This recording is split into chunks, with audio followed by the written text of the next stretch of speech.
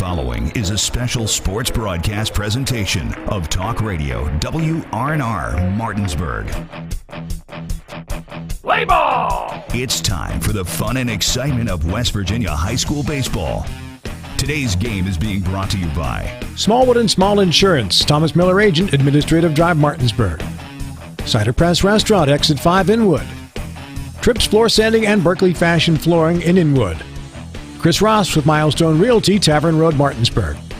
The Mortgage Center in the Aiken Center, Martinsburg. Dynamark Atlantic Security, your local alarm professional. Holly's VIP Northside, Veronica Drive, Martinsburg. Art McBee Insurance, Martinsburg and Berkeley Springs. D&N Auto Specialists off Tavern Road, Martinsburg. And Heffley Motors, HeffleyMotorCompany.com. And now for the pregame show. Let's go out to the field and join our Talk Radio WRNR broadcast team.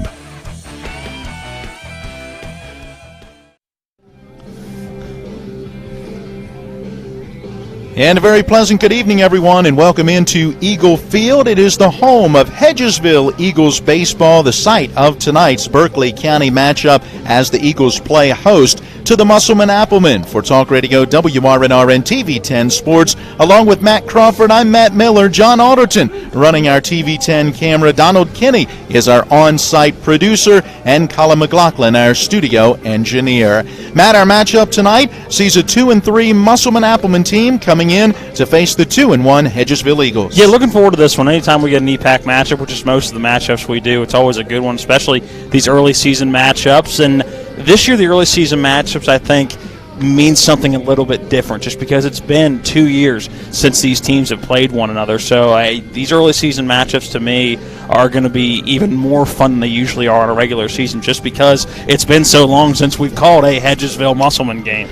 You look at their records coming in, and for Musselman, they opened the season with back-to-back victories and scored a bunch of runs, Matt. 14-4 against Berkeley Springs and 17-0 against Spring Mills. But then came a road trip over last weekend up to Morgantown, suffered an 11-1 setback on Friday, and then in a two-team doubleheader on Saturday, lost 13-5 against Lindsley. You got familiar with that campus and program, and then a 6-1 loss against Morgantown. So they would like to get back in the win column here in this one. Oh, no doubt. And this is a team that's been a little inconsistent hitting the baseball, but looking at stats from across the area, other than Jefferson, this may be the best hitting team in the Eastern Panhandle, top to bottom. Bottom of the lineup is still waiting to come around a little bit in that 8-9 spot, but overall this is a team that when they can get contact on the baseball has done so pretty efficiently. Not a powerful team, only one home run up and down this roster for Musselman, but overall when they've been able to get the bat on the ball, they've been able to put it in play for the most part and find some gaps. Meanwhile, for Hedgesville at 2-1, they scored a 5-0 victory in their opener against Martinsburg, then defeated Hampshire 9-3, their only loss last time out, and that was down at Jefferson. 10-0 was the final in that one, and certainly that is a Jefferson team that is going to be a tough one to beat for any team here in the Panhandle. Yeah, you look at 11-0, a mercy rule win in that one for Jefferson, and that's not the first team that they're going to do that to, because it wasn't the first team they did that to, and it's certainly not going to be the last team they do that to. So there you go. That is our matchup. We've got a pair of teams looking to get victories coming off of losses the last time out. It's Hedgesville hosting Musselman, and when we come back, we'll hear from both head coaches, get their thoughts heading into this matchup. First, we take this 60-second break. It is West Virginia high school baseball on Talk Radio WRNR and TV10. With 4 new car dealerships and 4 used car dealerships in 3 states, Parsons is the largest used car and fastest growing new car dealer in the tri-state area. Take Parsons Ford with huge savings on hundreds of new Fords, financing from 0%. Parsons' goal of financing for all, and Parsons' famous above-market trade-in allowances that help make Parsons #1 for used cars too. See why so many won't buy anywhere but Parsons Ford in Martinsburg. We became #1 by making you #1 first. Parsons. Remember that last trip to the auto mechanic? I also think your solenoid gasket is bad. What? Yep, that'll be another $500. Forget that and go to D&N Auto Specialist at 230 Tavern Road, Martinsburg, where honesty is their best policy. Serving the Eastern Panhandle since 1974, D&N Auto is family-owned and operated, specializing in exhaust alignments and tires. From general maintenance to major overhauls, they'll treat you right. Call D&N Auto Specialist at 304-267-4078.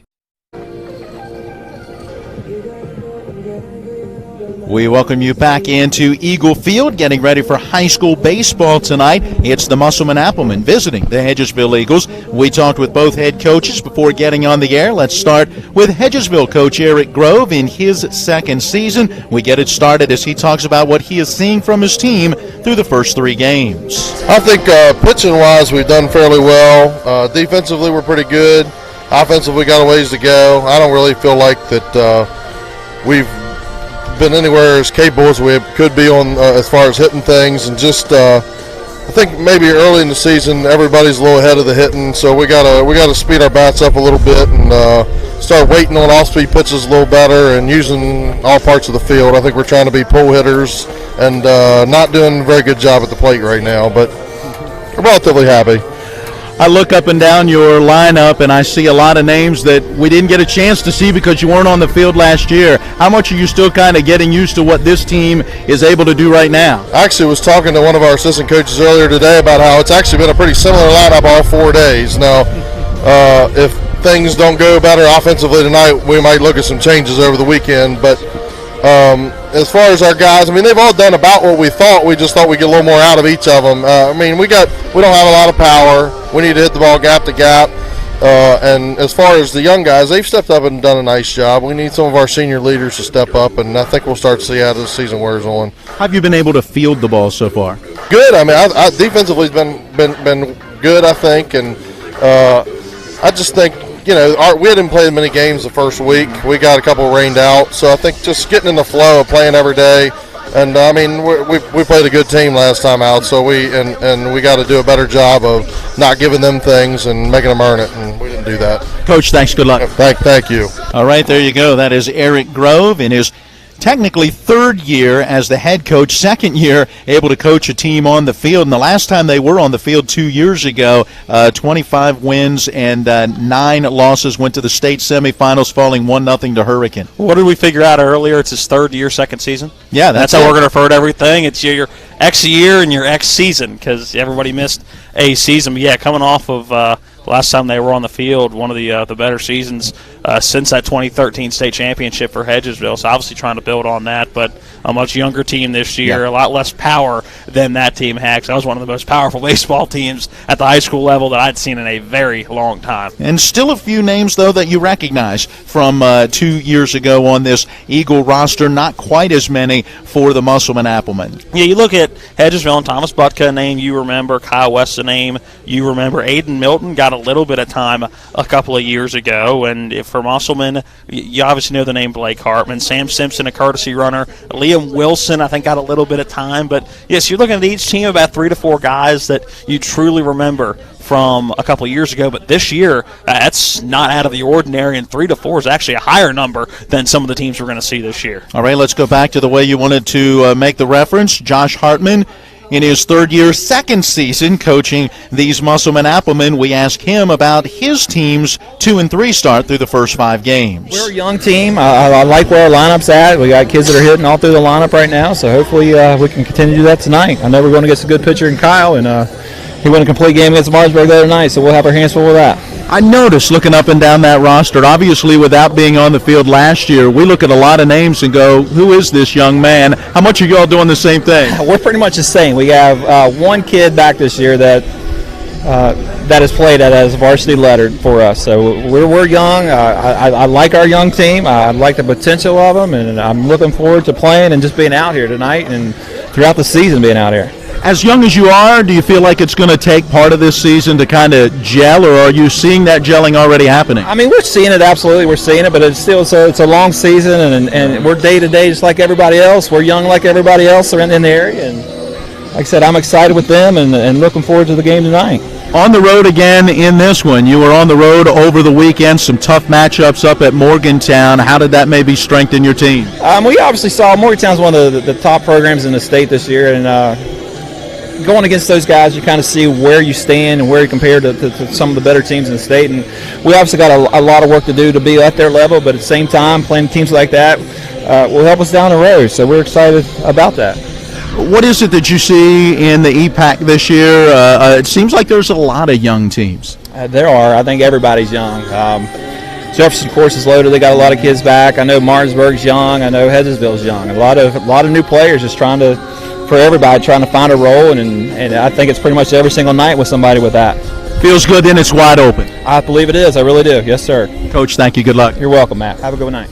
There you go. That is Josh Hartman, the head coach of the Musselmen Applemen. Well, the grounds crew finishing up and the field just about ready to go. So let's take another 1-minute timeout, and on the other side of this break, we'll jump into a look at the starting lineups as we get ready for high school baseball here on Talk Radio WRNR. It is Hedgesville hosting Musselmen. We're back in 60 seconds.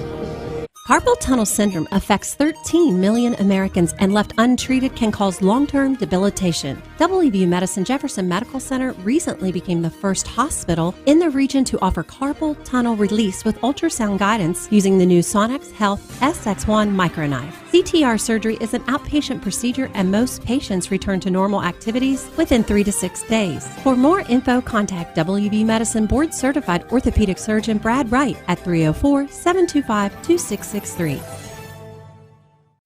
Hedgesville Motor Company, serving the Eastern Panhandle for over 17 years. Known for our wide variety of vehicles at great prices, we are the area's only pre-owned Carfax Advantage dealer. Save yourself time and money. Come see us. You'll be glad you did.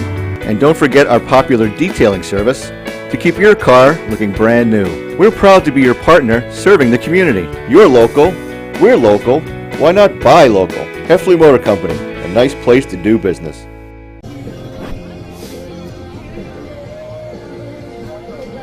Well, the head coaches meeting with our two-man umpiring crew right behind home plate, exchanging those lineup cards, going over the ground rules here at Eagle Field. It was fun watching Eric Grove, the coach for Hedgesville, as he made his way over with the jacket on and the hood pulled up, the sunglasses on and the mask on. I thought he was going skiing more than he was getting ready for a baseball game. Yeah, you couldn't see any skin on his face, and it is a chilly night. This is what we're used to at the beginning of the season. We thought we may avoid it with the pushback of the season, but the temperature in the 40s at first pitch and the wind blowing hard to right field.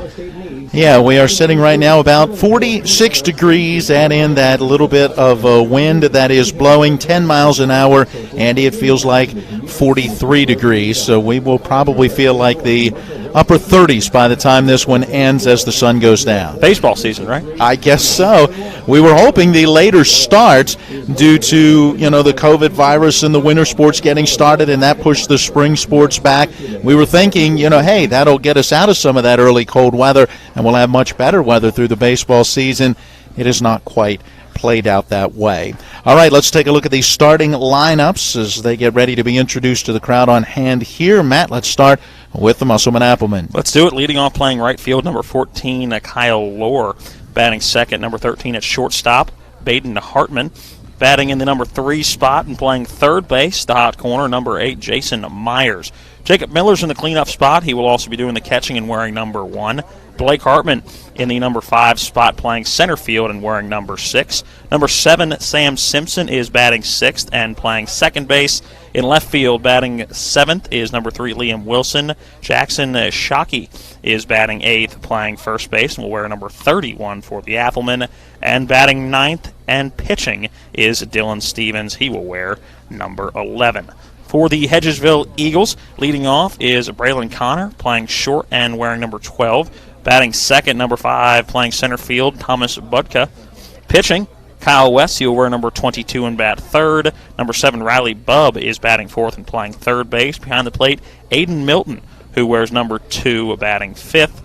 Batting sixth is Caden DeLauder. He will play right field and wear number 21. Batting seventh is Luke Kinzer.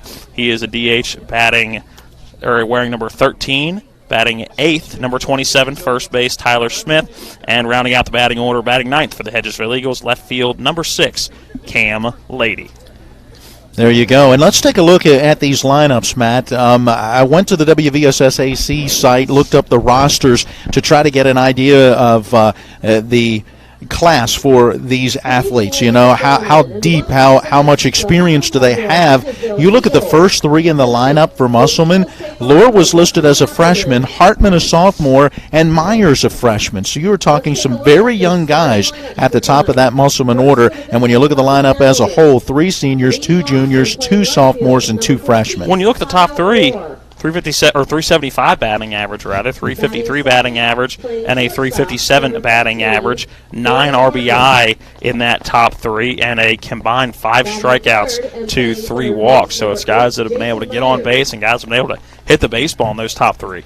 When you look at it for Hedgesville, a little more senior-dominated, 6 seniors, 3 juniors, 1 sophomore listed in this starting lineup. But, Matt, when you look down through that list of seniors outside of Budka and West, Milton as well, that we've seen behind the plate and doing some courtesy running, you still look down, and even looking through the juniors, because we didn't have a season last year, still some names that we're getting familiar with. And for most of these kids being mentioned on TV, this may be the first time. For Aiden Milton, that's not going to be the case, and we're probably kind of disappointing mentioning his name on TV. When Randy Dobnak mentions your name during a broadcast, that tends to trump anything else that anybody local will do. Aiden Milton, for those who hadn't heard the story, during the coronavirus shutdown for Major League Baseball and in the offseason, catcher Aiden Milton was the personal catcher for Twins pitcher Randy Dobnak, who spends the offseason in the area. So definitely a cool story for Aiden Milton.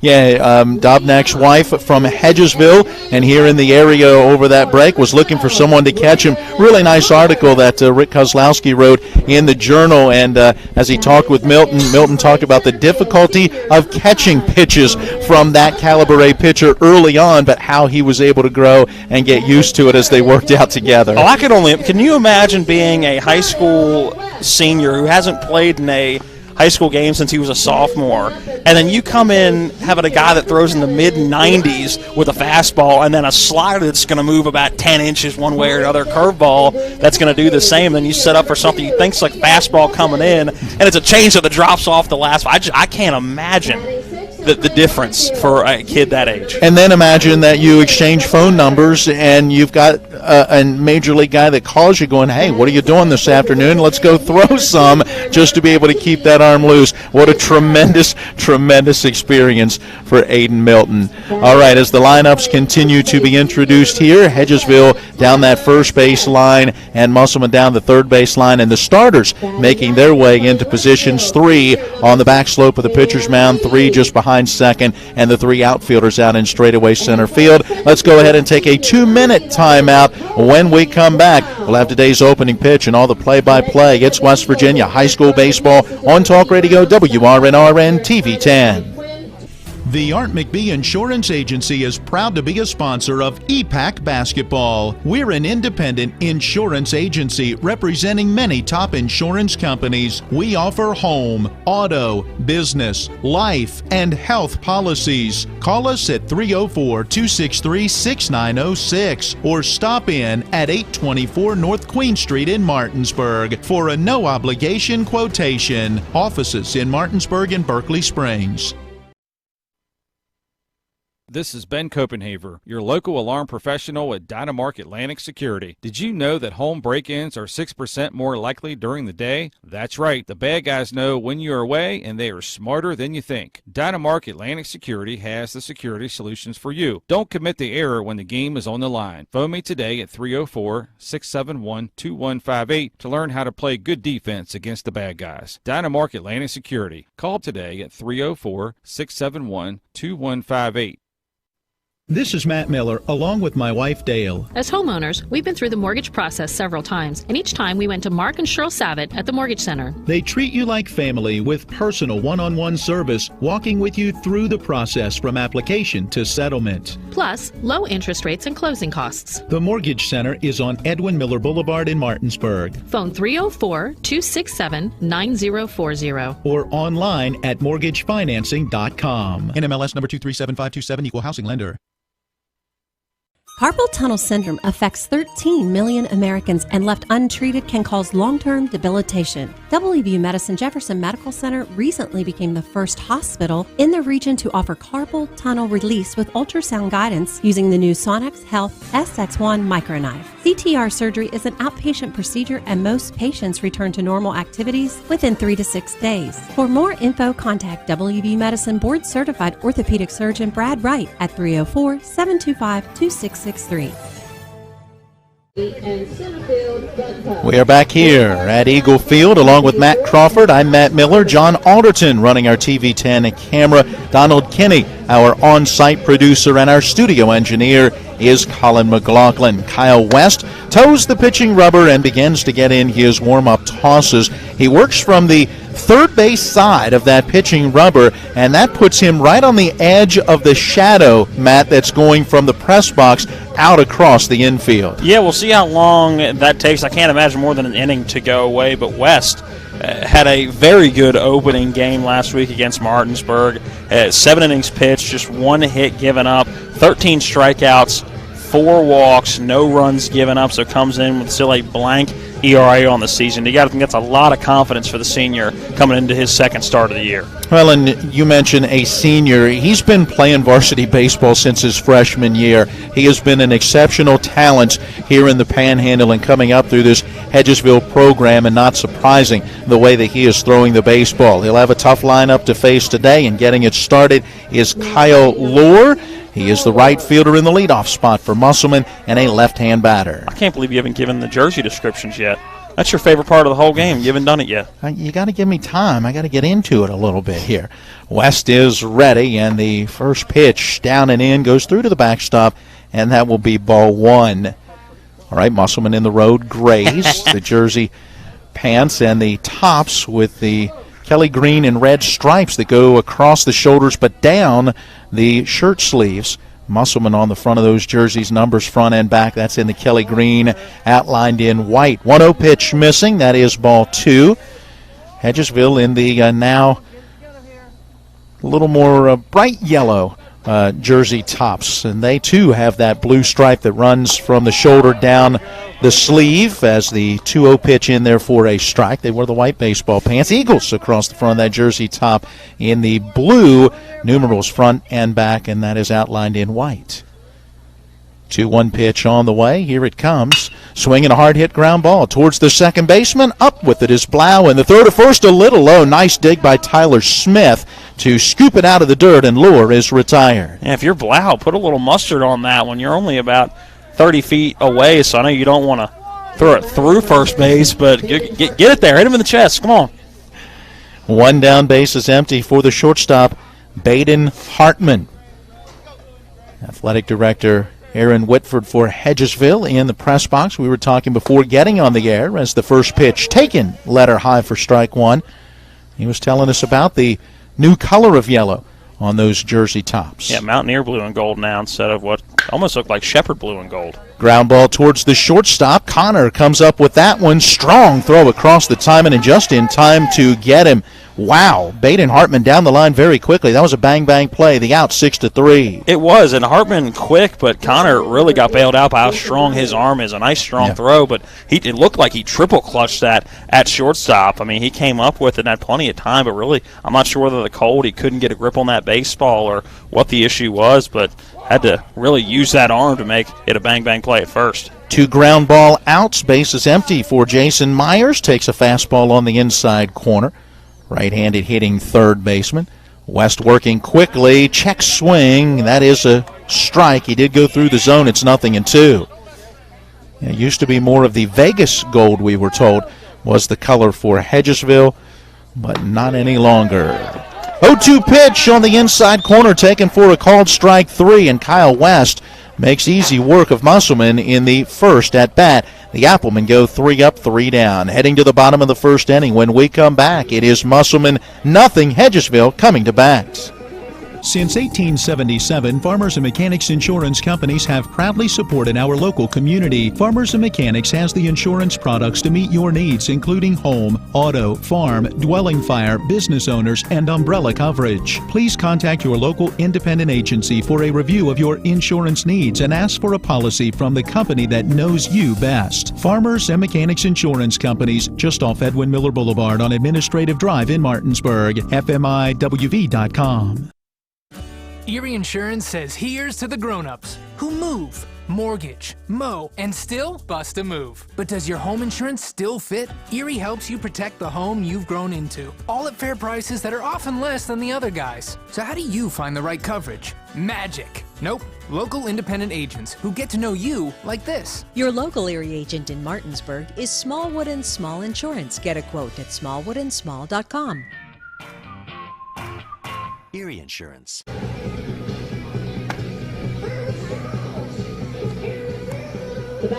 No score as we go into the bottom half of inning number 1. Dylan Stevens on the hill going through his warm-up tosses. The starter for Musselmen, Matt, 2 games, and both have been starts. What are his numbers? 1-0 record so far, and not quite the ERA that Kyle West comes in with, but early in the season, for what everybody's gone through, not a bad ERA at this point, 6.56. Obviously, you want a little bit lower than that, and you would imagine it would come down as the season goes on, but that coming in 5 1/3 innings on the mound. He's given up 10 hits, 9 runs, but only 5 of those runs have been earned. 7 strikeouts to 3 walks.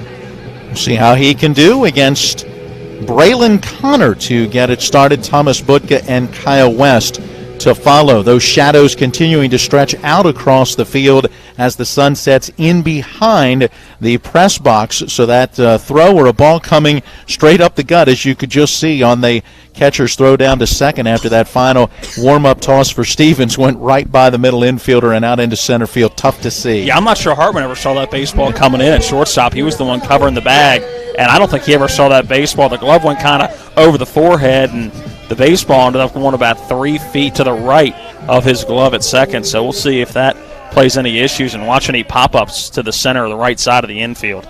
And we talk about youth at the top of that Musselman lineup. Connor, just a sophomore, according to the roster sheet that I saw, and the first pitch that he looks at is high, 4-1. Connor, a 143 hitter, 1 for 7 on the season, has also added 2 walks to his resume in that leadoff spot. Next delivery, down and in, 2 balls, no strikes. Time for our first inning, first look forecast.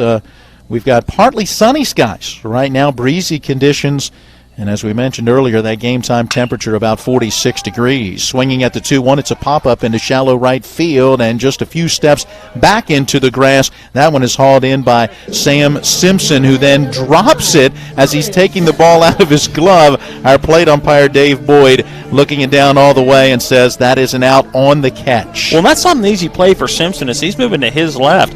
He goes from in the sun to right before that baseball comes down. He goes into the shade in shallow right field, so that's not an easy contrast to pick up. A good job by Simpson.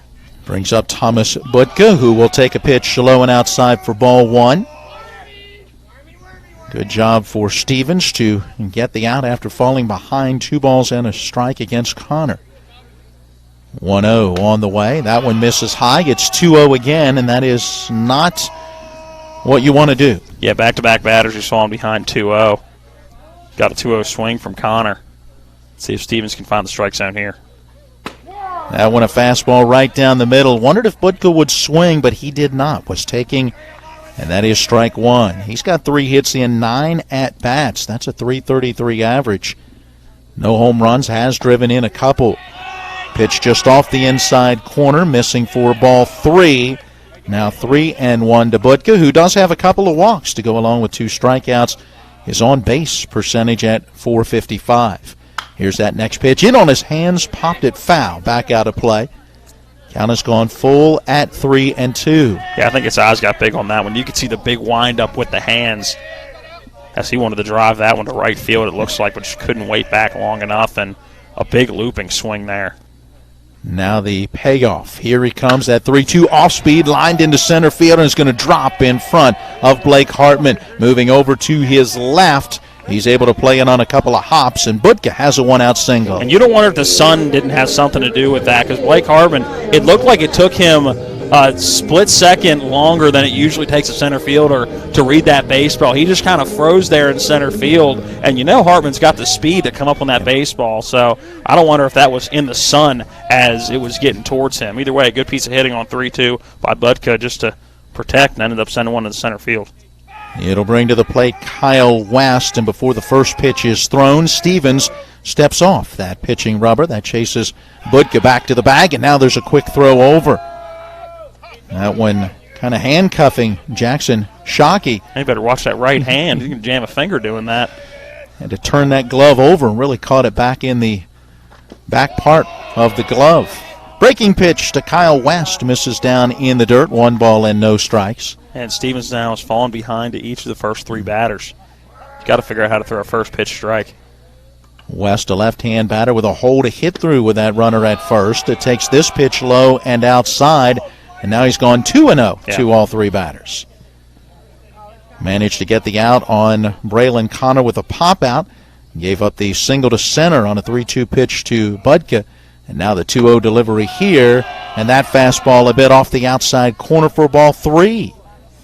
Kyle West has drawn 2 walks so far this year to go along with a pair of hits.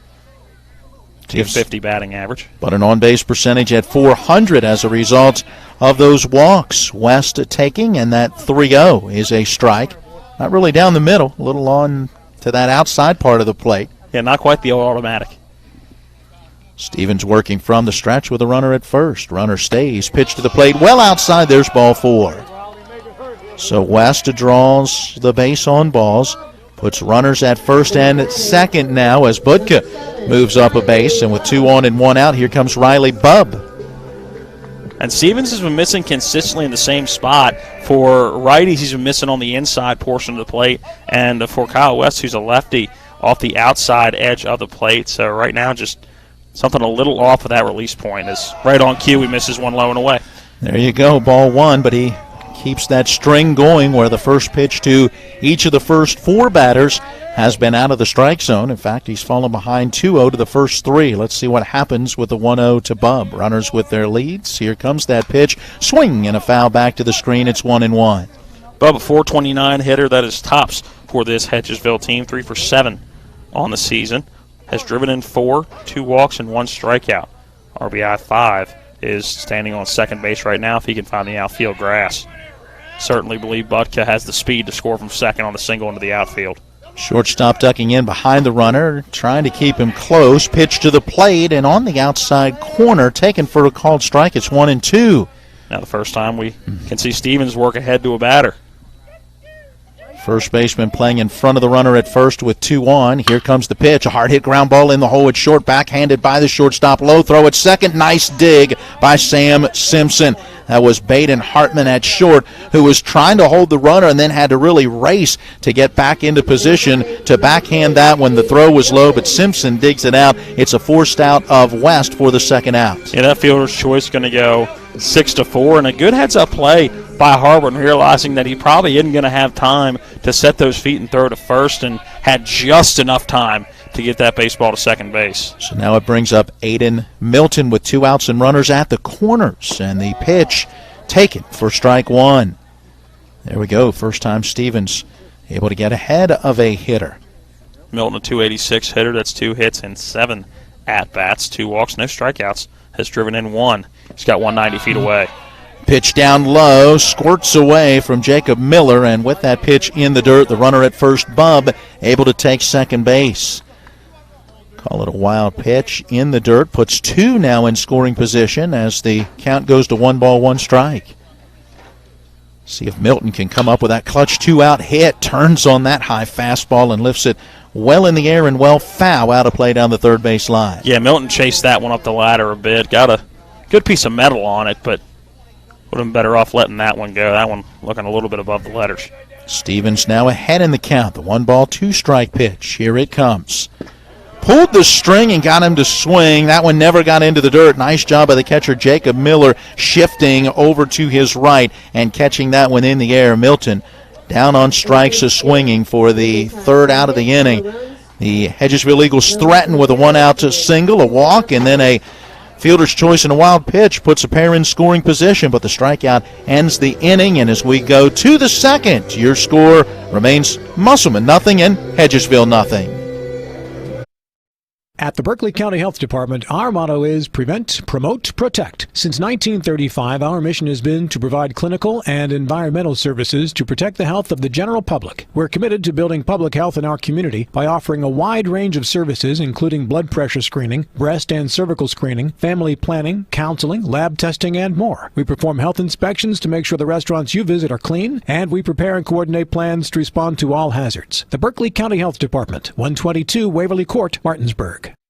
Looking to buy a home in the Eastern Panhandle? Having trouble getting your house sold? Then call Chris Ross and the Milestone Real Estate Group at Keller Williams. A Martinsburg High School graduate, Chris knows the local market, and he's proven it as the #1 real estate team in West Virginia in 2019. Milestone Real Estate Group at Keller Williams. Phone 304-579-7349 or go to callchrisross.com. Let's celebrate your real estate milestone together.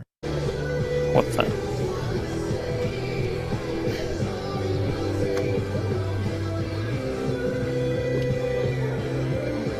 Here we go to inning number 2. Scoreless between Musselmen and Hedgesville. The Applemen went 3 up, 3 down in their first at bat against Kyle West, who needed just 9 pitches to retire 3 batters, a pair of ground ball outs, and then a strikeout looking. He'll face the 4, 5, and 6 hitters, and getting it started will be catcher Jacob Miller. The sun behind some cloud cover now. The lights are on here at Eagle Field. So the shadows that we had right at the beginning of the game, no longer any impact, as the entire field is now in those shadows with some partly cloudy skies. First pitch to Jacob Miller, down low, ball 1. Miller, a .286 hitter. Does have a home run, 5 driven in. Only one in either lineup who has gone deep this season. Miller takes a called strike. Count evens 1-1. And apparently Miller is not a first pitch strike swinger at the plate, because that bat never left the shoulder. 1-1 pitch on the outside corner for a strike. Now 1-2. You like the way Kyle West works. He gets that ball back from Milton and is ready to go. He's got a plan and is going to execute it. 1-2 pitch fouled back, and it is holding at a ball and 2 strikes. And that plan worked in the first inning. No hits, no walks, 1 strikeout, and only 9 pitches in inning number 1. Swing and a hard hit ball lined past the third baseman Bub. That one down the left field line. Over to chase it is Lady. He gets there and is able to hold the batter to 1 base. Boy, when that one came off the bat, I thought for sure Jacob Miller had a chance at 2, but Cam Lady in left did a great job. Yeah, just a good piece of hitting with 2 strikes, just out there protecting, and ended up a little bit early on that pitch as it was tight down that third base line. Not a whole lot Bub can do about that one. So the leadoff single gives Musselman their first base runner for Blake Hartman, and he takes strike 1. Hartman, a .267 hitter, 4 hits, 15 at-bats so far this season. 6 strikeouts to 2 walks, so definitely striking out a little more than he'd want early in the season. Swing and a miss at a high fastball working up and away from the right-hand batter. Yeah, and happy feet. Swings so hard he's swinging out of his shoes a bit as that back foot swung around on that swing. Now West with that 0-2 pitch comes back with a fastball that stays high. Hartman lays off, and it's 1-2. And good pitch there. Send one up the ladder, see if you can get him to chase. He did not. Now the 1-2 do with a runner at first. Here comes that pitch. Hard line drive into that gap in right center field. But go over, not going to be able to stop it from getting to the fence. Miller with good wheels making his turn, and now will be sent to the plate. Here comes the relay throw, and it's not in time. Jacob Miller scoring all the way from first on the RBI double from Blake Hartman, his 5th run batted in on the year and his 2nd double. And what a piece of hitting for Blake Hartman. 2 strikes just trying to protect. Ended up slicing one into the, it looked like a golf swing almost, into right center field. Amazing piece of hitting for Hartman. And Musselman now on the board first, 1-0. Back-to-back hits to get this second inning started, and now Sam Simpson to the plate, and he takes a fastball for a strike. First run that Kyle West has given up all year. And just hits number 2 and 3 as he shut out Martinsburg on just one hit in his first start of the season.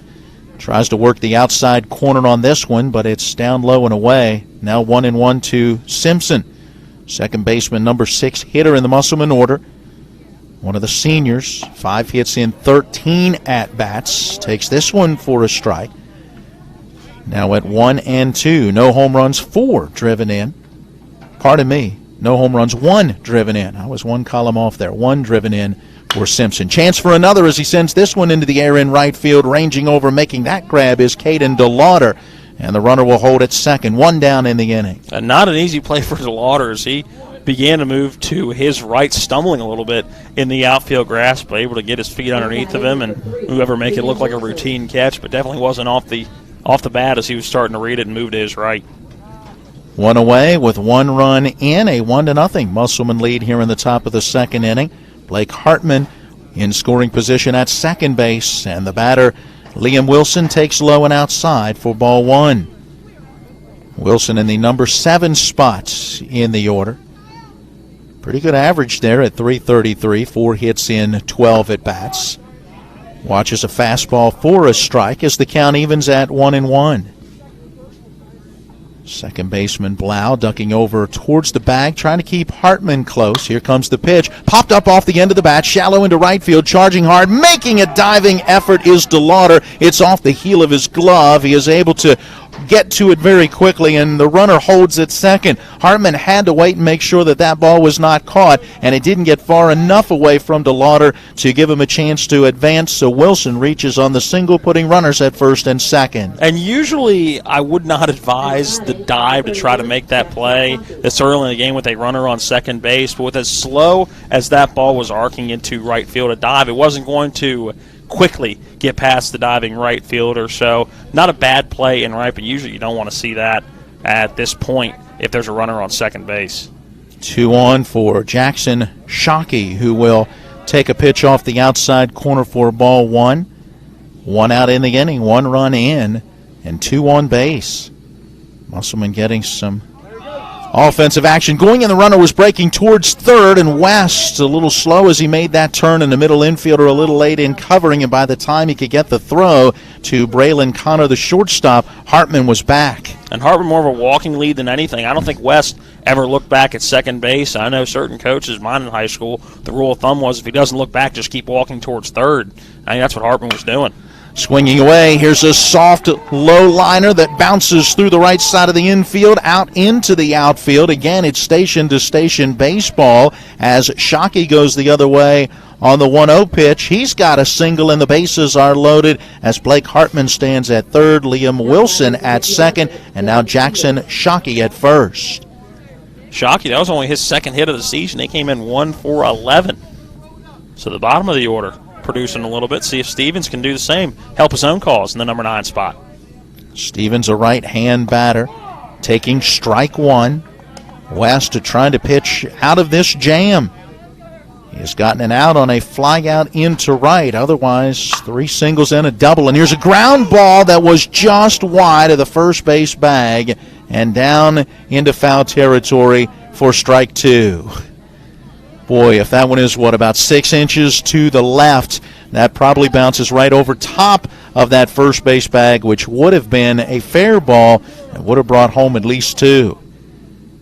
Tyler Smith playing a little bit closer to the line on this pitch. Stevens will dig back in and take a pitch down low and outside. That one off the mitt of Milton to the backstop, but not enough room and not enough time for Hartman to try to score from third.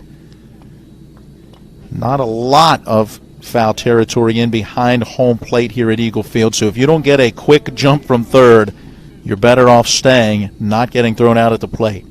Here's the pitch to the plate, and it's a bouncing ball foul slowly up that third base side. We'll do it all over again.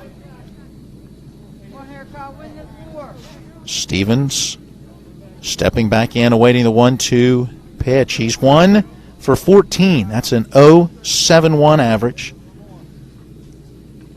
swings through the fastball and is down on strikes.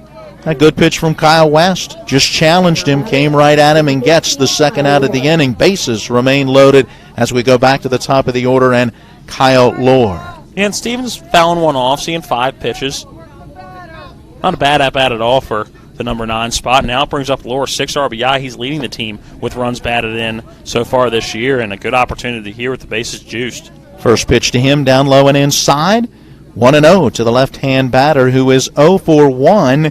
He grounded out to second his first time up. Here's the pitch. West took a little something off that one, snapped it in across the plate, and it's now 1-1. Big opportunity for Musselmen. They've got to run, but with 2 outs, the bases are loaded, a chance for more. West trying to close the door, and he may have. That 1-1 pitch popped up on the infield. Shortstop coming in on it. Connor says he's got it, and he does.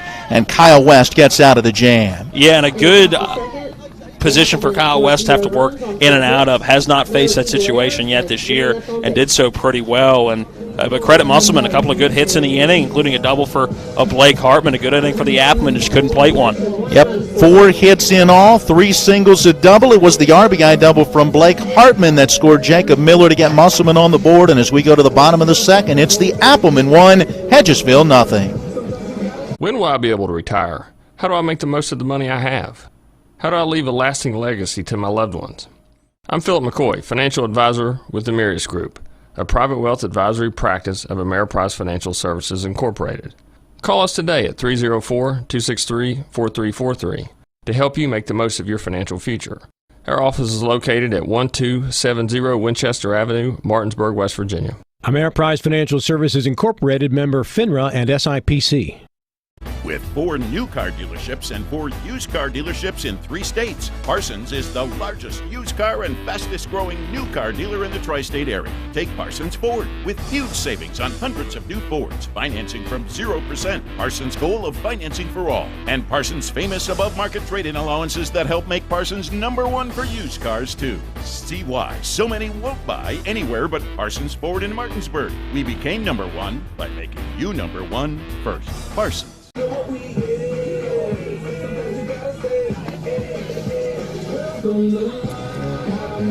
It's a 1-0 lead for Musselman. Hedgesville to the plate.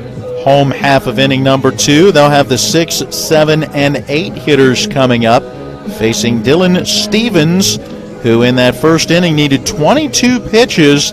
11 were for strikes, gave up a 1-out single and a walk, but was able to get a fielder's choice ground ball and a strikeout to get out of the inning without any damage. Let's see how he fares now in his second half inning on the mound. Breeze continuing to blow and the temperature continuing to slowly dip. It is an early season game, and while it is late in April, it feels more like late March. And it is a cold one. Caden DeLauder to get it started. Bottom half of inning number 2, swings, fouls one, back over the screen and out of play, strike 1.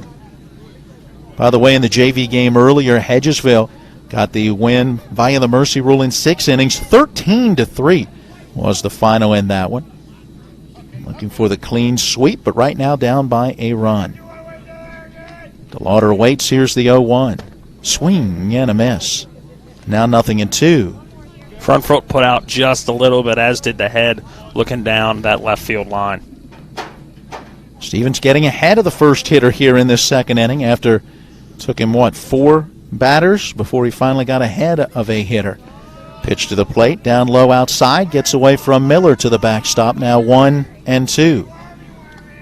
DeLauder, that 143 average, but a 333 on base percentage, as he has added 1 walk along with his hit in his 7 at-bats. He swings, lifts this one in the air into right center field. Will it stay up long enough for Hartman to get there? Yes, it does. Center fielder Blake Hartman ranging over to his left, making the catch on the run, 1 down. See, man, I think that's why in the first inning, that single for Thomas Budka, the sun was in the eyes of Blake Hartman, because you see the speed right there.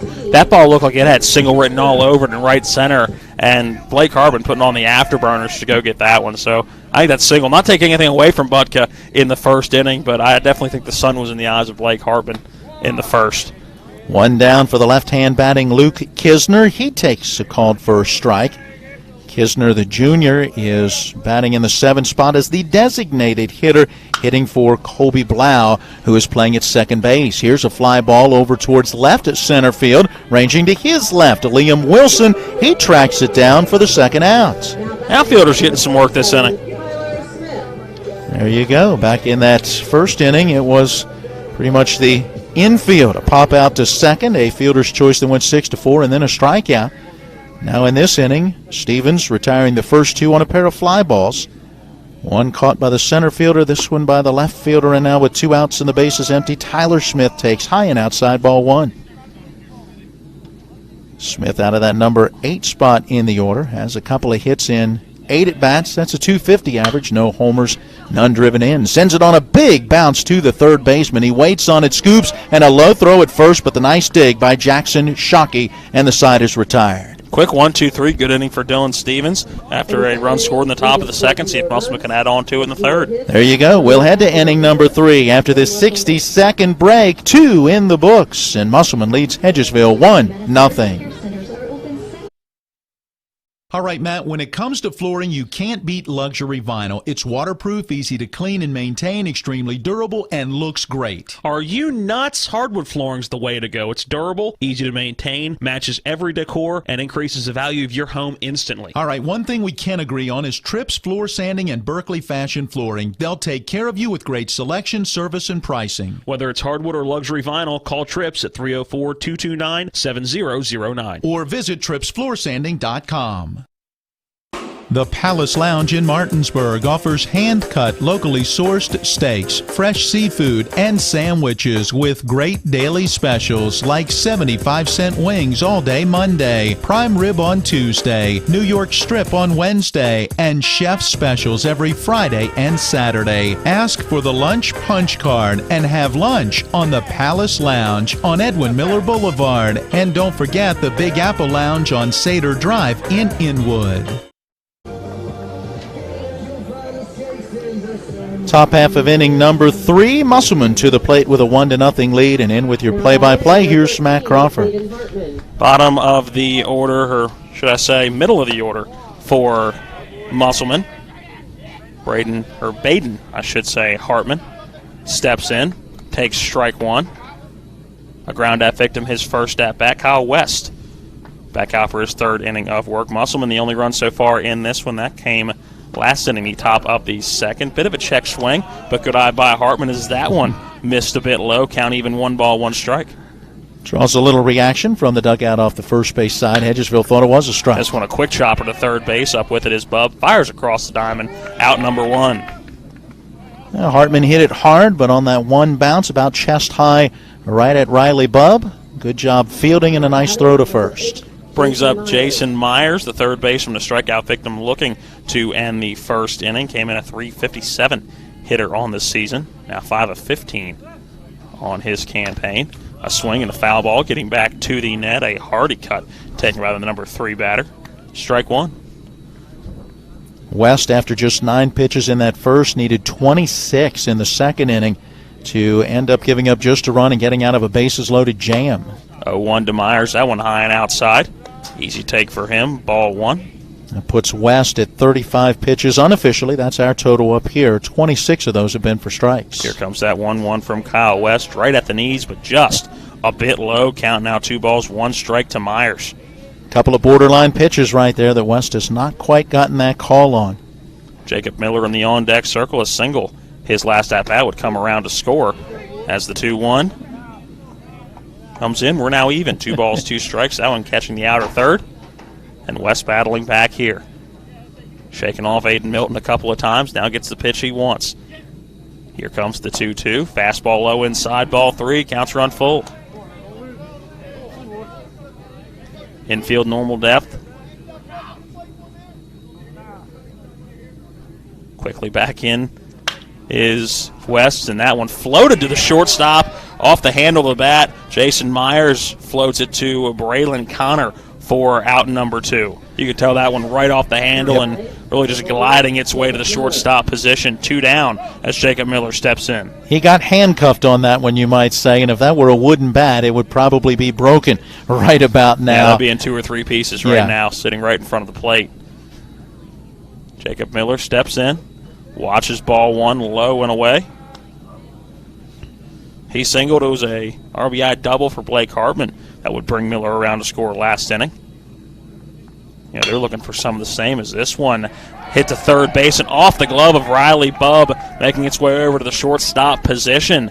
And it looks like it's probably going to be an infield single as that one was roped down the third base line. Yeah, I would imagine that's got to be considered a base hit. That would have been a spectacular play had Bubb been able to come up with it cleanly. The only hard part there is the fact that Bubb moving to his left and getting his glove on it. You had Connor, the shortstop, moving to his right, and otherwise that one could have almost carried him to the shortstop, and you may have still had a play. That would have been a tough play for Connor to make. On the move is Miller, slides into second, in with ease, now in scoring position with 2 outs.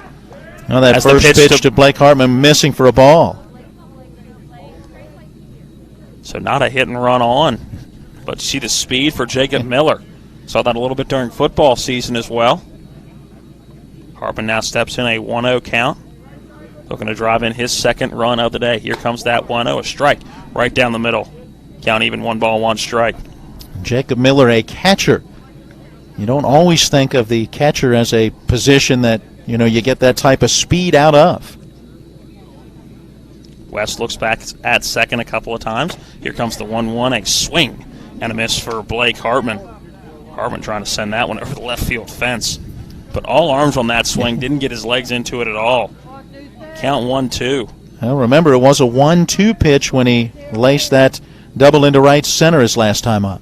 Here comes the 1-2 pitch to Hartman, a swing and a miss. And Blake Hartman goes down on strikes to end the inning. Nobody scores. A runner left at second base for Musselmen. Bottom of the third. When we come back, the Applemen leading Hedgesville 1-0. This is West Virginia High School Baseball on Talk Radio WRNR and TV 10. We're back in 60 seconds.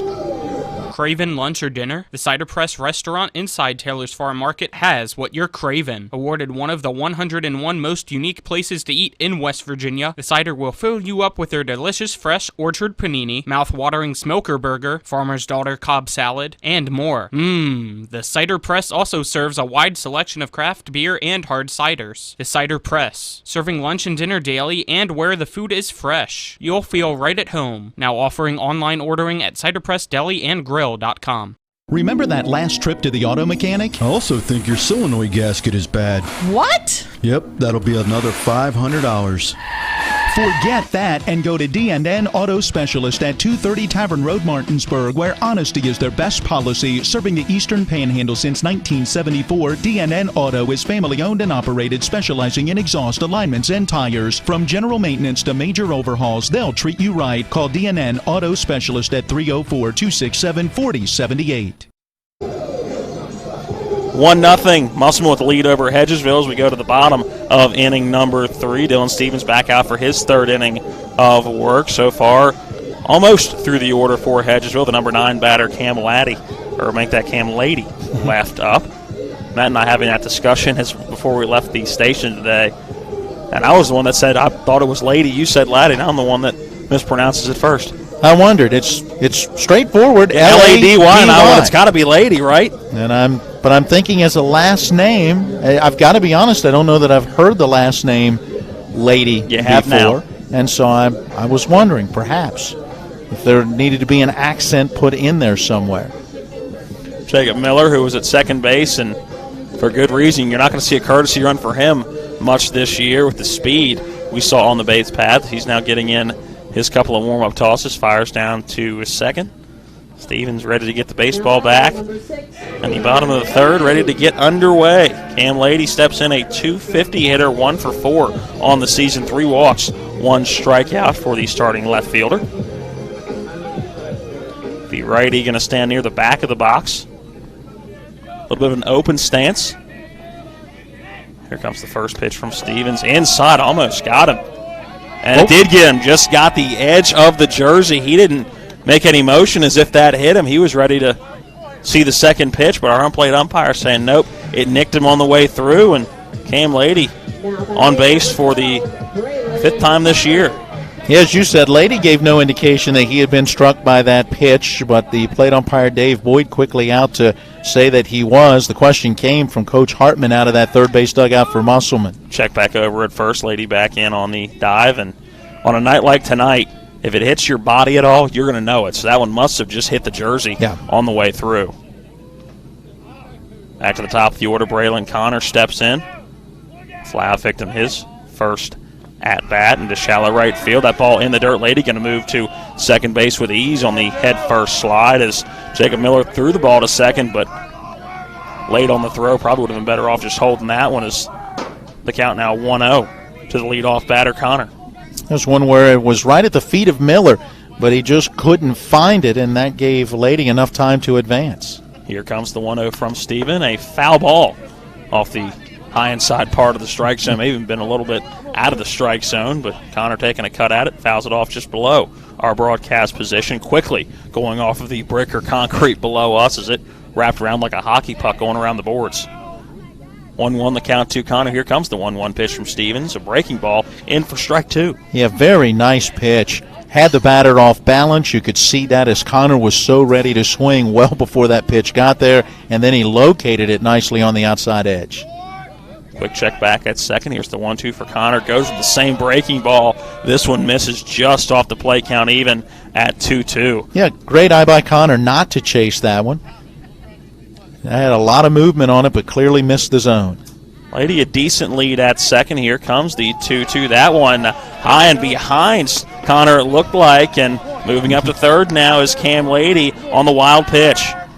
So you look at Lady, who reaches on the hit by pitch that glanced the jersey, didn't really hit him solid. Now he moves to second on a wild pitch and third on a wild pitch, and the count goes full to the batter. Just 90 feet away from tying this one up. Here's the 3-2 to Connor. That one up around the neck, ball 4. That's a tough one for Stevens as he kind of let Connor get away. It's like having that fish almost in the boat, and then he gets off the hook, and there it was. He had Connor so close to heading back over to the dugout, and instead ends up issuing the walk. Jacob Miller giving that first and third defense. Runners on the corner. Cam Lady at third. Braylon Connor stands at first base. Hedgesville trying to tie this one at 9. Thomas Butka, the senior, steps in, open stance for the righty. Takes ball 1, a good block by Jacob Miller, and he's not going to throw as that ball in the dirt. An easy glide to second base is Braylon Connor. So now 2 runners in scoring position. Yeah, no chance for Miller there, even though the ball didn't get away from him. Here comes that 1-0 to Butka. That one high and outside ball, too. And right now Dylan Stevens just struggling to find the strike zone a bit. And it's amazing. He's back to inning number 1, right? In that first inning, 22 pitches. Ended up facing 5 batters. Second inning, 3 up, 3 down on just 8 pitches, and now he's struggling again. That 2-0 low inside corner gets the call, and Butka didn't like it. And either the Hedgesville bench and that one, definitely a borderline strike pitch on the inside corner. Another, will they say ball 3? Butka sends the 3-0 to center field, and it gets off the glove of Blake Hartman. Lady going to score from third. Being waved around third now is Braylon Connor, and he will score with ease at third with a stand-up triple. All right, that a stand-up E8 in center field is Thomas Butka, and Hedgesville gains the lead 2-1. Yeah, there you go. Butka hit it hard. As a ball that, again, I'm just not sure that Hartman picked up real well. It looked like he almost went into a coast mode, like he had it measured and was ready to make the catch. But then as he reached out, he didn't get there quite enough, and it nicked off the end of the glove and went right by him. Yeah, it wouldn't have been an error if it didn't hit the glove. That's usually how you score the outfield, but that one definitely off his glove because it changed direction. Now a big hit by Kyle West to right field. This is going to clear the fence. It is with ease, hitting the trees over the right field fence. A 2-run home run. Butka going to come around to score, and Kyle West is going to be greeted by the team after he rounds third and heads home. And Hedgesville now a 4-1 lead. What took you so long to realize that was going to be a home run? Because honestly, you want to know why? I'm just going to say, because you could see West after the swing drop the bat and look over to the dugout. He knew he got it all. The wind had been swirling. Yep. It's not quite going right out to right field. It's been kind of moving towards left field. So the deepest part of the ballpark, I wonder if the wind is going to change. Maybe it keeps that one in. So didn't want to give the no doubt call right away. Wanted to make sure it was getting over the fence, and it did, hitting the trees in right field about halfway up. 4-1, the Hedgesville lead as Riley Bubb stands in. Grounded into a fielder's choice in the first inning. And we understand fencing right around 353 out in that general area, and he put it out for that big home run, his first of the year. Here comes the 1-0 as Bubb bounces one foul just over the third base bag. That one bounced just at the plate and then creamed all the way over that third base bag, almost into the outfield. Go down as strike one, count even, 1 ball, 1 strike to Bubb.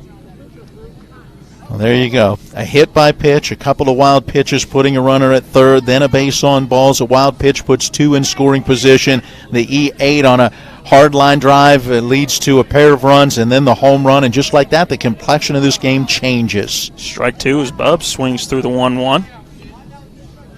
And he doesn't want to stop this momentum. Last 4 have reached and have all scored. That 1-2 well outside off the plate.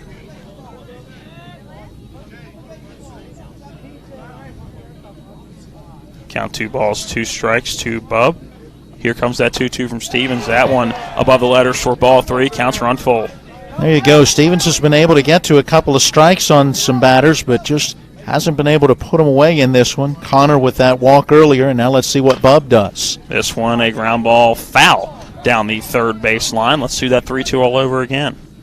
You may say fisted foul, as that one was in on his hands.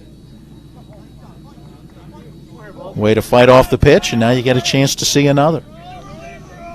Out of the windup is Dylan Stevens looking for the first out here in the bottom of the third inning. Here comes the 3-2. This one lifted deep down the left field line, but foul. If Bubb straightens that one out a little bit, you're talking back-to-back home runs. Yeah, that certainly had home run distance, but he was well out in front.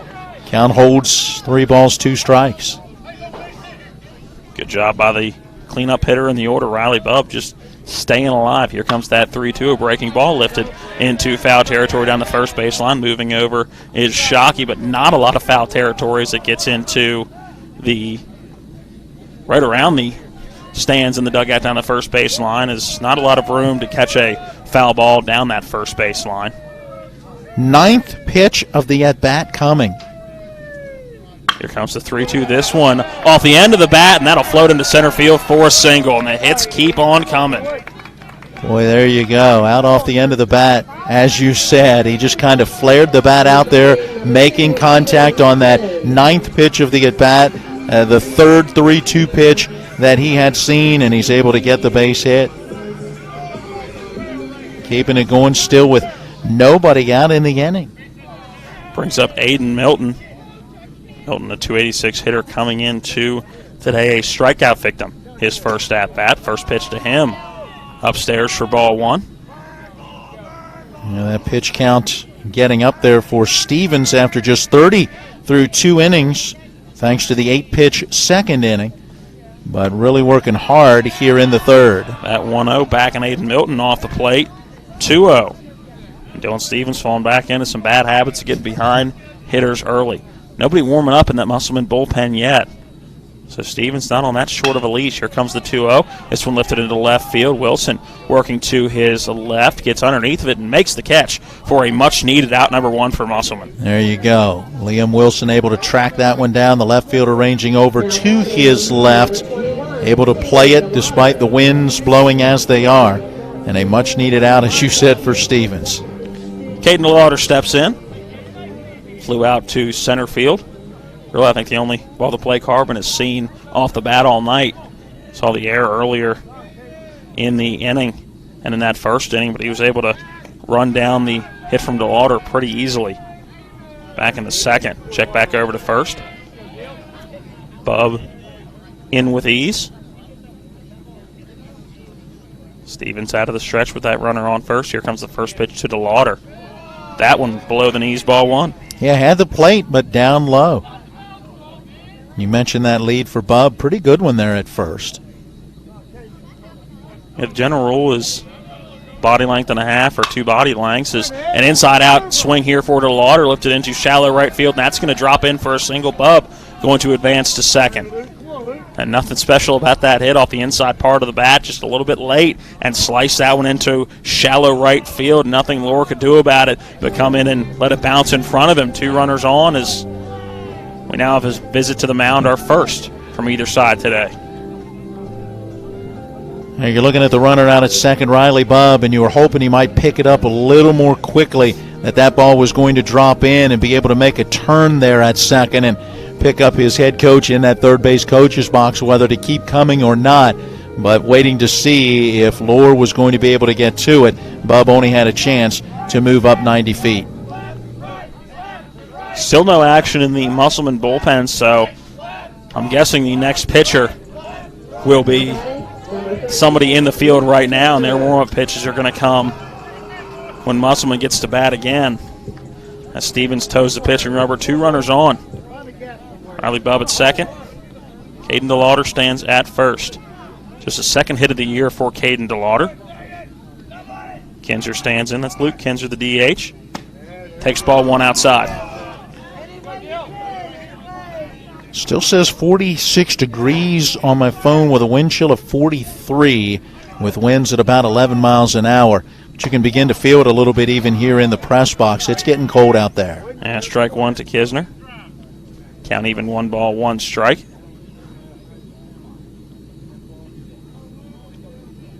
Here comes the 1-1 to the lefty. This one lifted into center field, going a little bit the opposite direction. Hartman, a diving attempt, and misses it as it rolls to the fence. Rounding third, coming in is Tyler Bub. Quickly waved around second base to third, but holding at third is Caden DeLauder. An RBI double with 1 out for Luke Kisner. Yeah, nice piece of hitting to take that one the other way. Great effort by Blake Hartman out in center. Fully extended on the dive, but it was beyond his reach and goes through to the fence. And credit the relay in the outfield for Musselman to only allow 1 run to come around and score, as I believe we may see the end of the day for Dylan Stevens as he's taken the wrap off that left hand, or the left wrist. I know it's a new pitcher taking the wrap off that left wrist. Yeah, it is. That's going to be the shortstop who's going to come to the mound. It looks like Stevens is going to go over to third, and then Myers, who was at third, will move over to short as we have our first pitching change. We'll take a 60-second break as Hartman gets in his warm-up pitches. 5-1 Hedgesville leading Musselman in the bottom of the third. We're back after this. Ollie's VIP Northside is the best local spot to catch all of your favorite high school, college, and pro sports, or to hang out with friends. Ollie's has a great beer and cocktail menu, along with a food menu that will blow you away. Ollie's offers multiple TVs to watch the game of your choice from anywhere at the bar, or their outdoor patio with cornhole and fire pit. So stop by and see for yourself today at 36 Veronica Drive in Martinsburg. That's Ollie's VIP Northside. We'll see you for the game. Looking to buy a home in the Eastern Panhandle? Having trouble getting your house sold? Then call Chris Ross and the Milestone Real Estate Group at Keller Williams. A Martinsburg High School graduate, Chris knows the local market, and he's proven it as the #1 real estate team in West Virginia in 2019. Milestone Real Estate Group at Keller Williams. Phone 304-579-7349 or go to callchrisross.com. Let's celebrate your real estate milestone together. 5-1 in the bottom of the third. Hedgesville, all 5 here in the bottom of the third, leading Musselman 5-1. The end of the day for Dylan Stevens as Baden Hartman getting in his warm-up pitches. Just 2 1/3 for the starter, Stevens. Can't quite close the book on him yet. We'll give you his numbers. If these runners on second and third score and or the end of the inning once they go final. Now batting, number 27, Tyler Smith. Tyler Smith, the 9th batter to come up in the inning for the Eagles. See if he can keep this hit parade going. Just 1 down here in the bottom of the third. Smith, a ground out victim, his first at bat. The big righty stands in. Here's the first pitch. Strike on the outside corner. Helen Musselmen, knowing they've got to try to prevent any more from scoring, bringing the infield in. Here comes that 0-1, a ground ball to right past the second baseman, Sam Simpson. That's going to score 1 run. Holding at third base is Caden DeLauder, so another run comes across the plate. 6-1, the Hedgesville lead is coming in to score, or Kisner, I should say, held at third. DeLauder coming around to score. 6-1 Hedgesville. There you go. Nice piece of hitting by Smith. They didn't try to do too much with it. A good, easy swing, sent it right back through the box. And there's one of those cases with the drawn-in infield. Just wasn't a chance for Simpson as the second baseman couldn't get the glove down in time. Scratch out the 4 and make it a 3 as Cam Lady steps in, takes ball 1. His second at-bat this inning. So what you're saying is Hedgesville has now hit around. If you were to say that, I would say you are correct, sir. Here comes the 1-0 to Lady, a foul ball. Chase that one up the ladder just a bit, count even, 1 ball, 1 strike. Yeah, that's a tough one. That would have been ball 2, but up around the bill of the hat, and sometimes that ball looks a lot bigger than it really is when it's eye level like that coming in. 6 runs across in the inning so far for Hedgesville, just 1 down. 1-1 to Cam Lady. This one sent right back up the middle, and that's an RBI single into center field. And a bang-bang play at second base is Tyler Smith just able to get in front of the throw from Blake Hartman in center field, and the runs and hits just keep on coming. 7-1, Hedgesville's lead over Musselmen. Well, we heard in our pregame conversation with Eric Grove, the Hedgesville head coach, that he would like to see his offense pick things up just a little bit. They came in averaging about 4.7 runs per game, having scored 14 through their first 3, but did not score last time out against Jefferson. I think he's getting the offense he wanted to see in this one. Change the runner at second base. Tyler Smith going back to the bench, coming in to run a number 17 that I do not see on our stat sheet. Looking at the lineup, that's Colin Weaver. So Weaver now the runner at second as we're back to the top of the order. Braylon Connor steps in, a walk and a flyout so far in the game. Check back to second. Here's the pitch from Hartman. Well outside, an easy take for Connor, ball 2. All right, so now we can close the book on Stevens. 7 runs, all belonging to him so far. Here comes the 2-0, ground ball down the third baseline. That one out of play, 2 balls, 1 strike. Believe it may be 1-2, Matt. First 2 I thought were well out of the zone. It is 1-2. Here comes the 1-2 pitch. That one misses upstairs. Let's go even, 2 balls, 2 strikes now. So Stevens 2 1/3 innings, 7 runs allowed on 5 hits with 1 strikeout, 2 walks, and 1 hit batter. Hartman checks back into second. The 2-2, a swing and a miss. And Connor goes down on strikes for out number 2. Nice pitch by Hartman again, worked up just a little bit, got him to go after it, and a much-needed strikeout with still 2 on base. Thomas Butka hit the line drive to center field off the glove of Blake Hartman during the heart of this rally. First pitch to Butka, low and away, ball 1. He's been on base both times, had a single to center back in the first. Came around to score earlier in this half inning. So, again, this Hedgesville offense getting it going in this one.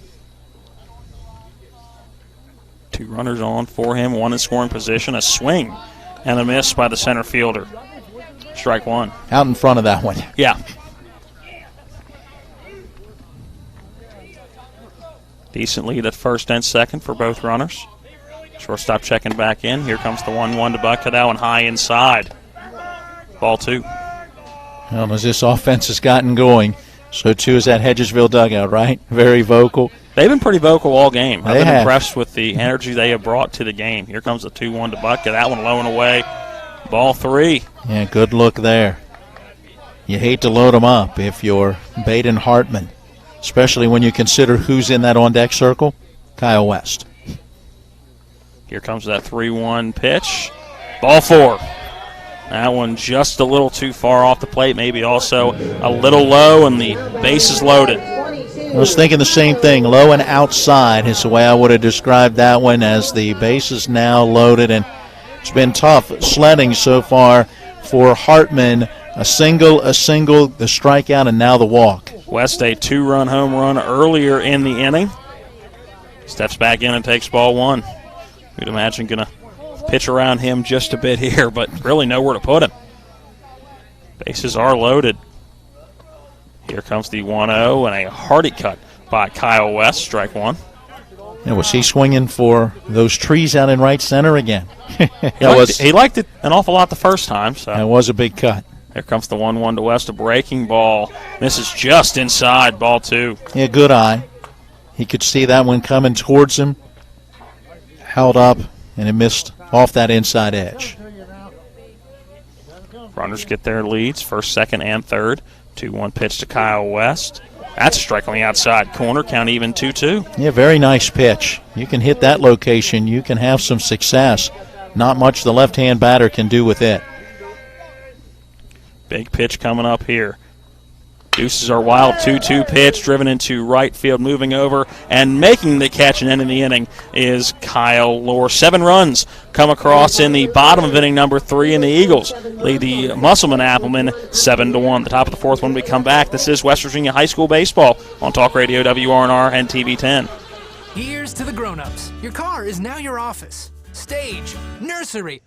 Sorry, Erie Insurance offers products that lots of other companies don't. That's a big deal, and it's a good deal, too. And with Erie, you get your own independent agent, not a giant corporate call center or some online robot. You meet with a real person, like this. Your local Erie agent in Martinsburg is Smallwood & Small Insurance. Get a quote at smallwoodandsmall.com. Erie Insurance. Craving lunch or dinner? The Cider Press restaurant inside Taylor's Farm Market has what you're craving. Awarded one of the 101 most unique places to eat in West Virginia, the Cider will fill you up with their delicious fresh orchard panini, mouth-watering smoker burger, farmer's daughter Cobb salad, and more. The Cider Press also serves a wide selection of craft beer and hard ciders. The Cider Press, serving lunch and dinner daily and where the food is fresh. You'll feel right at home. Now offering online ordering at ciderpressdeliandgrill.com.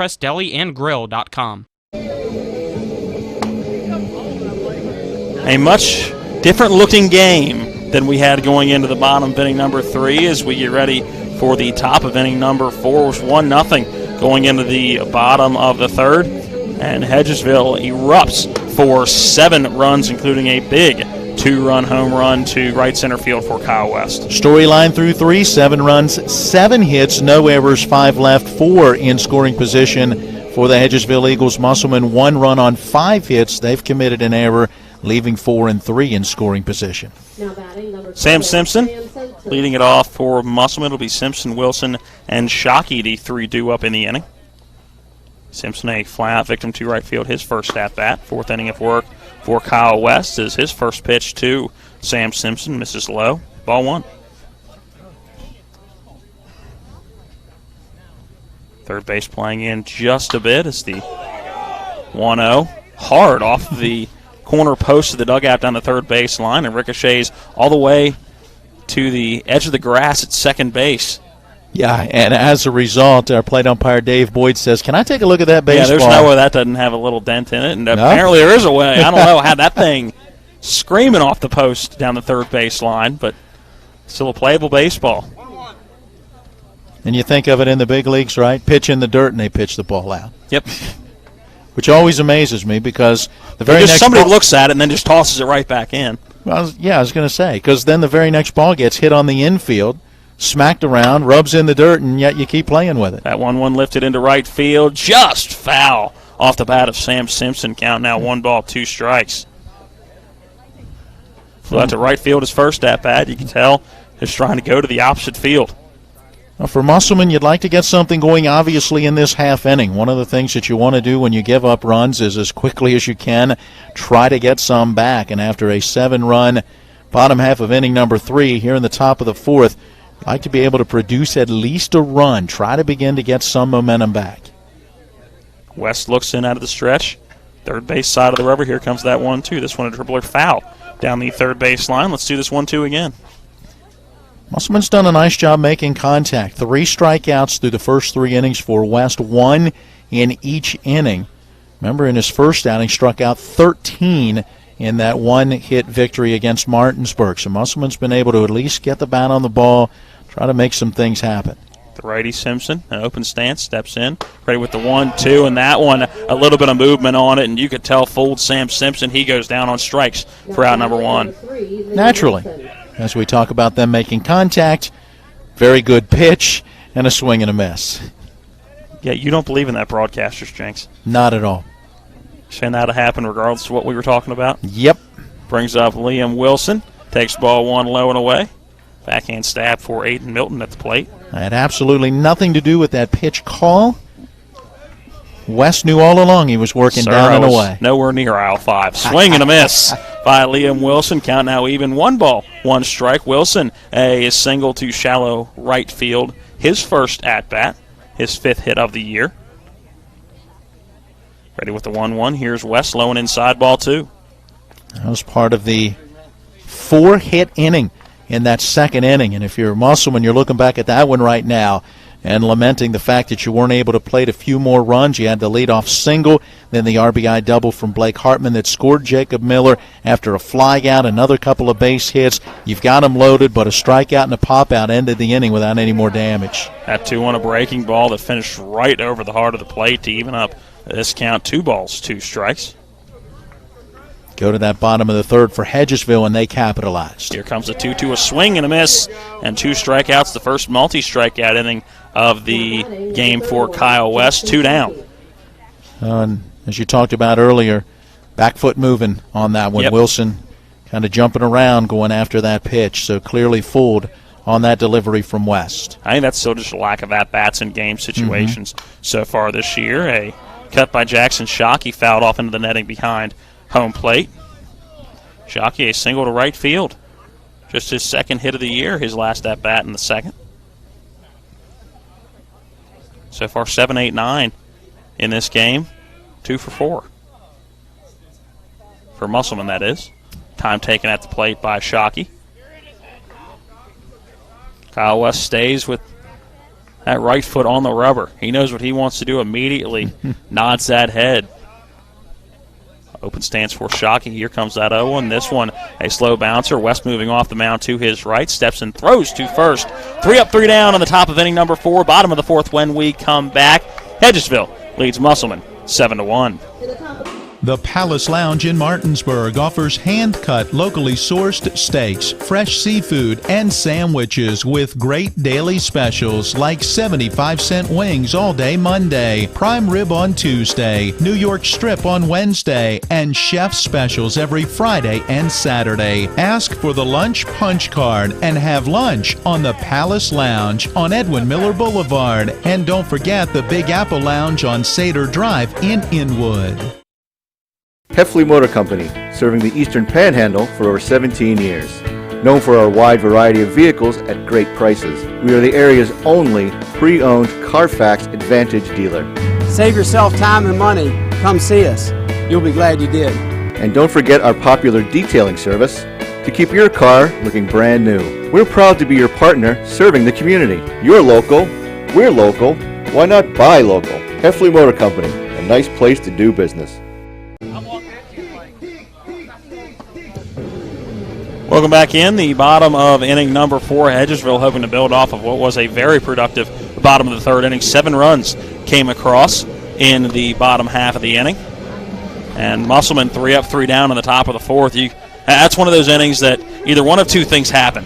Usually it's either Musselman comes back and gets a lot of runners on and they want to quickly come back in the game, or you see the 3 up, 3 down, because that's just a deflating inning when 7 runs come across the score. Well, and now that makes this half inning all the more important for Baden Hartman as he gets in his warm-up tosses, because, it's now his job to try to throw strikes and to try to make sure that Hedgesville does not add to this lead. I mean, you're at a point in time in this game, bottom of the fourth inning. If they could put 4 on the board and, get this to an 11-1 10-run lead, then Musselmen would be down to their final at bat in that top half of the fifth inning. So you want to try to at least slow down a little bit of that momentum that Hedgesville has right now after scoring 7 and then getting a 3-up, 3-down situation.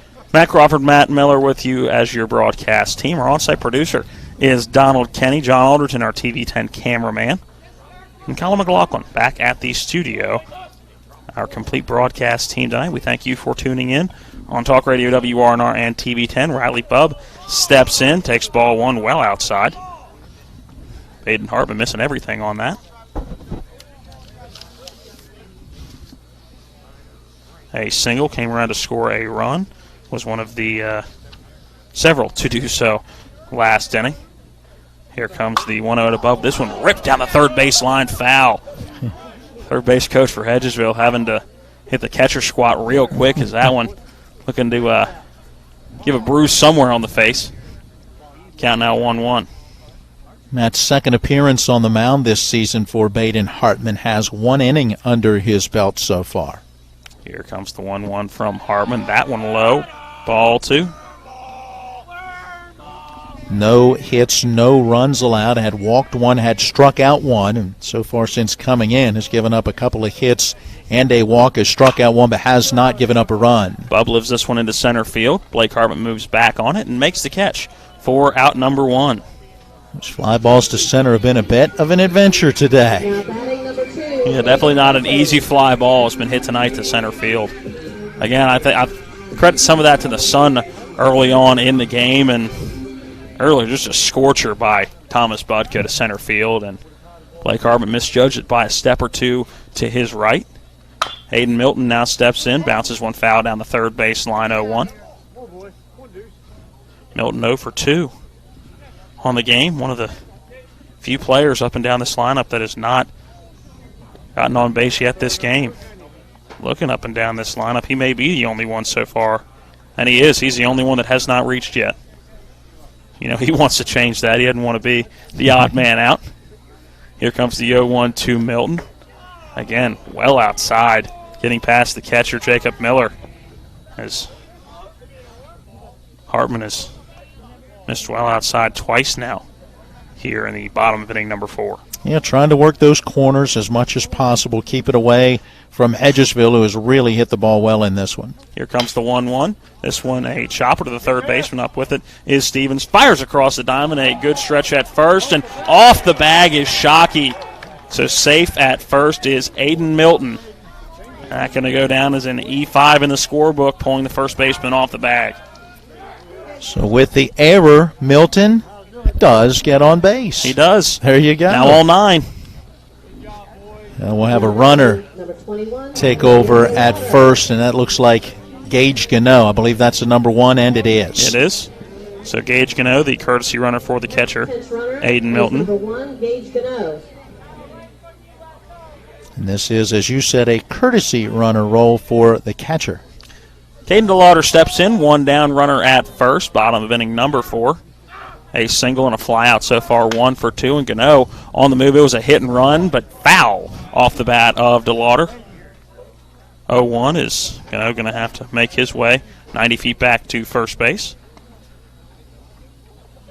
Slipped just a little bit as he was starting out.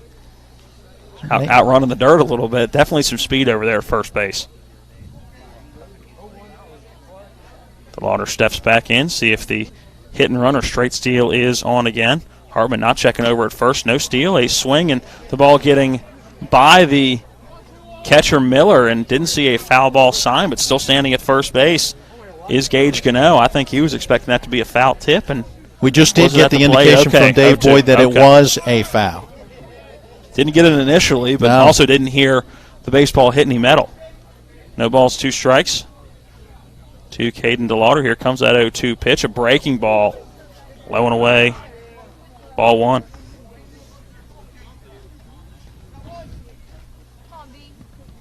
Gano gets his lead off first. Decent lead off first. As DeLauder awaits the 1-2. Gano on the move, a swing and a miss. Strikeout, throw down to second, and Gano is in safe at second base. Not able to get a strike him out, throw him out. They're going to call him out at second, and they do. And that was the batter after going down on strikes, starting to cross the plate, got in the way of Jacob Miller and did not allow him to follow through on that throw down to second. So it'll be catcher's interference that will create the out call at second base. So a unconventional 3-up, 3-down inning here in the bottom of inning number 4. We go to the top of the 5th. When we come back, Hedgesville leads Musselmen 7-1.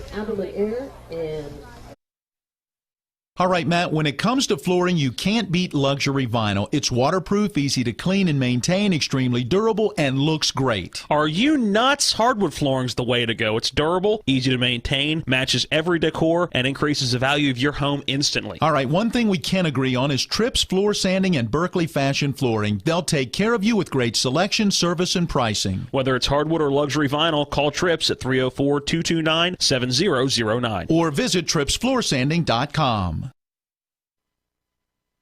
This is Ben Copenhaver, your local alarm professional at Dynamark Atlantic Security. Did you know that home break-ins are 6% more likely during the day? That's right. The bad guys know when you're away, and they are smarter than you think. Dynamark Atlantic Security has the security solutions for you. Don't commit the error when the game is on the line. Phone me today at 304-671-2158 to learn how to play good defense against the bad guys. Dynamark Atlantic Security. Call today at 304-671-2158. Bottom of the order is Stevens. Is set to lead it off, and back to the 1-2 in the order for Musselmen. Dylan Stevens, a strikeout victim. His first at-bat back in the second. First pitch from Kyle West. Catches the outside corner, strike one. Yeah, West, 62 pitches through 4 innings. 44 have gone for strikes. He has struck out 5 and has not walked a batter. Pretty darn efficient so far in this one. Here comes the 0-1. That one misses a bit upstairs. Ball 1 to Stevens. Stevens now at third base after starting this one on the mound. Got through 2 1/3 as a part of the 7-run bottom of the third. That 1-1 misses low. Ball 2. Yeah, again, had the plate, but just down below the knees. Good eye by Stevens. Stevens 1 for 15 on the season as he takes a cut at this one and sends it foul over the netting down the left field line and out of play. Count even 2-2. Yeah, way out in front of that one. You mentioned looking for his second hit of the season. He would unlikely or just as happily take, I guess you would say, a base on ball. Still looking for his first walk of the year as well. Here comes the break even. Low and away, ball 3. Counts run full. Saw 5 pitches his first at-bat. This will be pitch number 6, so not bad by the number 9 hitter. 11 pitches he's seen so far in this one, the 3-2. This one lifted to the left side of the infield, now trailing foul, moving over on it, and can't make the catch as Riley Bubb in foul territory. He was in the vicinity, but that ball just going over his head by a foot or 2. And Kyle West, the pitcher, came racing over. Looked like he was maybe ready to take charge, but it was Bubb who was calling for it down the line. And on a cold night and a pretty good wind blowing as we look at the American flag at half staff down the right field line. Maybe the wind catching that one just a little bit. The wind now consistently blowing to right field again. It was swirling in the second and third inning. Now pretty consistent, blowing to our right. Here comes the 3-2, a breaking ball. Does catch the inside corner as Stevens is bailing out of the way, and he goes down on strikes for the second time today. All right, let's make it 6 strikeouts now for West, and at least 1 in each of the first 5 at-bats for Musselmen. Back to the top of the order, it's Kyle Lohr. Lohr 0 for 2 in that leadoff spot today. Steps in, and did it hit him? It did. He will earn a trip down to first base the painful way tonight. Not sure if that got him or just skimmed the jersey. Doesn't seem to be in too much pain down there, and maybe just trying to sprint it off, as it was a full-on sprint down to first base and a one-out base runner for Musselmen. Yeah, the good news of breaking pitch, that was kind of a glancing blow. But, hey, right now, Lohr and Musselmen will take it. They need some base runners, need to get something going offensively. Check back over to first as Lohr dives in. Safe by a mile. Outside of the 4 hits in that second inning, in which they were able to score the run but left the bases loaded. Haven't been able to get much else going. Hartman rips one into left field, coming in on it and making the diving catch is Cam Lady for the second out of the inning. Thought he was going to let it drop right in front of him by his body language in left field. Instead, an all-out dive right in front, and Lady makes the catch and put a star next to that one in your scorebook. I just did, absolutely. That was a very good play out in left field. That line drive right at you is a tough play to make, but he was able to make that grab. Jason Myers, the number 3 batter in the order, now playing shortstop in the field. Takes ball 1 low and away. He is 0 for 2 on the evening as well. Yeah, strikeout looking, a line out to short. Here comes that 1-0. 2-0 just off the plate. 2 down here in the inning. 7-1 is the Hedgesville lead. Here comes that 2-0. That is strike, the old automatic, the fastball right down the middle. Yeah, not going to miss with that one. Not too often, at least. Lohr gets his lead off first. Nothing major. Here comes that 2-1 and a foul ball as Harbin chased that one up the ladder just a bit. Again, smacking off the concrete and brick backstop below us. Count even, 2 balls, 2 strikes. Deuces are wild, 2 down. That was Bill of the cap high, but Myers went after it. Here comes the 2-2. Let's see if Lohr goes in motion here. Here comes the 2-2. He won't. That 2-2 high and outside. Ball 3, count full. Now he can. Yes, now he 100% will be moving on the pitch. Let's see if West checks back at first base. See if he can get Lohr leaning. Nope, he is on his way to second. A check swing at the plate and called. Strike 3 on the swing at the plate. And Myers wants a check down in the field, and our in-play umpire says, no dice, I'm calling it right here for out number 3. 2 strikeouts in the inning for Kyle West. No runs come around to scoring 1 left on base. Bottom of the 5th when we come back. 7-1 Hedgesville leading Musselmen.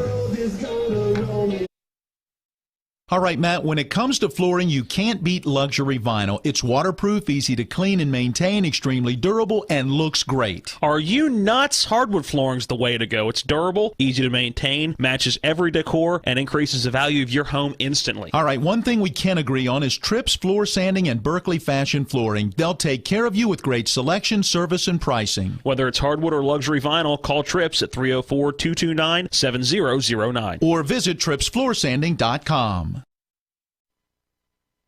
This is Ben Copenhaver, your local alarm professional at Dynamark Atlantic Security. Did you know that home break-ins are 6% more likely during the day? That's right. The bad guys know when you're away, and they are smarter than you think. Dynamark Atlantic Security has the security solutions for you. Don't commit the error when the game is on the line. Phone me today at 304-671-2158 to learn how to play good defense against the bad guys. Dynamark Atlantic Security. Call today at 304-671-2158. Bottom of inning number 5, Hedgesville leading Musselmen by a score of 7-1. It was 7 runs in the bottom of the 3rd inning for the Eagles, and that is all they have needed in this one. The lone run for Musselmen coming in the top of inning number 2. We jump back into basketball tomorrow night on our TV 10 and WRNR Sports schedule. It is the sectional final. We will have the Region 1 side. That is Hedgesville, who earned an automatic bid after Spring Mills could not play on Tuesday due to some COVID issues. So we will have Musselmen taking on Hedgesville in the 2-3 matchup. Tip for that one, 7 o'clock. Pregame, 6:30. Talk Radio WRNR TV 10 and WRNR TV on YouTube. Well, we'll look to have some scoring updates from the other side and see how that one plays out between Jefferson and Musselman. Those teams split during the regular season, home team winning in each of those matchups. Martinsburg sweeping the 2-game set against the Hedgesville Eagles, but not easy wins for Martinsburg in either of those 2 games. So looking forward to that basketball action tomorrow. Luke Kisner, the designated hitter, steps in. It'll be his 3rd at-bat of the game. The lefty is 1 for 2. An RBI double back in that 3rd inning and rips one down the first base line. A little low lay by the first base coach. Acrobatic as ever. Strike 1. And now he's going to go get the baseball. Your reward for getting out of the way, which on a night like this, I can't imagine a jog down the line doesn't feel good to get the blood moving. That 0-1 to Kisner in the dirt, ball one.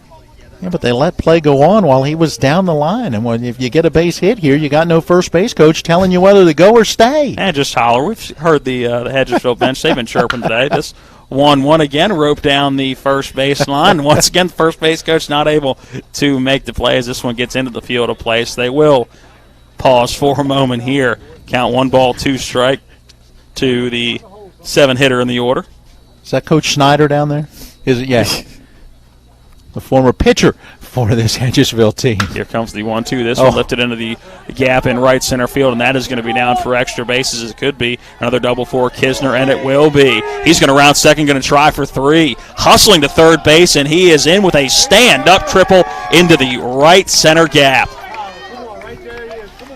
Boy, no doubt about that one. When it came off the bat, you knew it was trouble. The question, would it be 2 bases or would it be 3? And that's why you needed Coach Snyder back in that first base coach's box for a play like that. I don't think there was any question he was going to go to second. I think it was, let's pick up the third base coach and see if I'm coming to third. Tyler Smith steps in. He's 1 for 2 on the day, and RBI single back in the third. A Hardy cut a swing and a miss. Strike 1. Hey, feels good for Luke Kisner, right? Came in 0 for 2 after a flyout his first time up. He's got an RBI double and now this triple, so a pair of hits and they're extra bases. When he gets hits, he doesn't settle for just 1. 0-1 to Smith, right back up the middle. That's going to score a run. He's driven in 2 today, and Kisner going to score for the second time today. 8-1 in the bottom of the 5th. Hedgesville leads Musselmen. Again, good piece of hitting. He did that his last time up. Didn't try to do too much with it. Good, easy swing. Take that pitch right back through the box. Smith with a pair of RBI singles. 2 hits coming into the day. He's now doubled that. Yep. And no RBI. He's now got 2. Bottom of the order, the ball bouncing in, and a little hesitation at first base. But Smith going to make his way to second base on the wild pitch. And Cam Lady ahead in the count 1-0. Matt, look at the production out of the bottom of the order. Coming into this ball game, Kisner 0 for 2, so no batting average. Smith 2 for 8, a 250 average. Lady 1 for 4, a 250 average. And they have done some damage out of the bottom of the order. Yeah, 5 hits, a hit by pitch, and 3 runs scored so far. Lady lifts this one into shallow right field. The second baseman moving over, and Simpson retires Lady for the first out of the inning. Yep, got under that one, trying to go the other way. Nice play for Simpson for out number 1.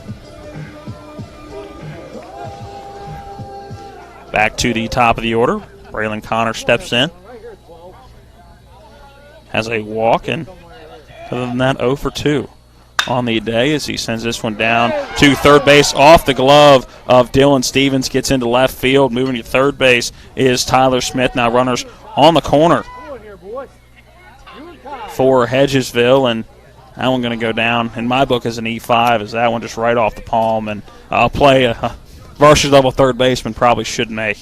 There you go. The E5 will be the second error in this game so far on Musselman.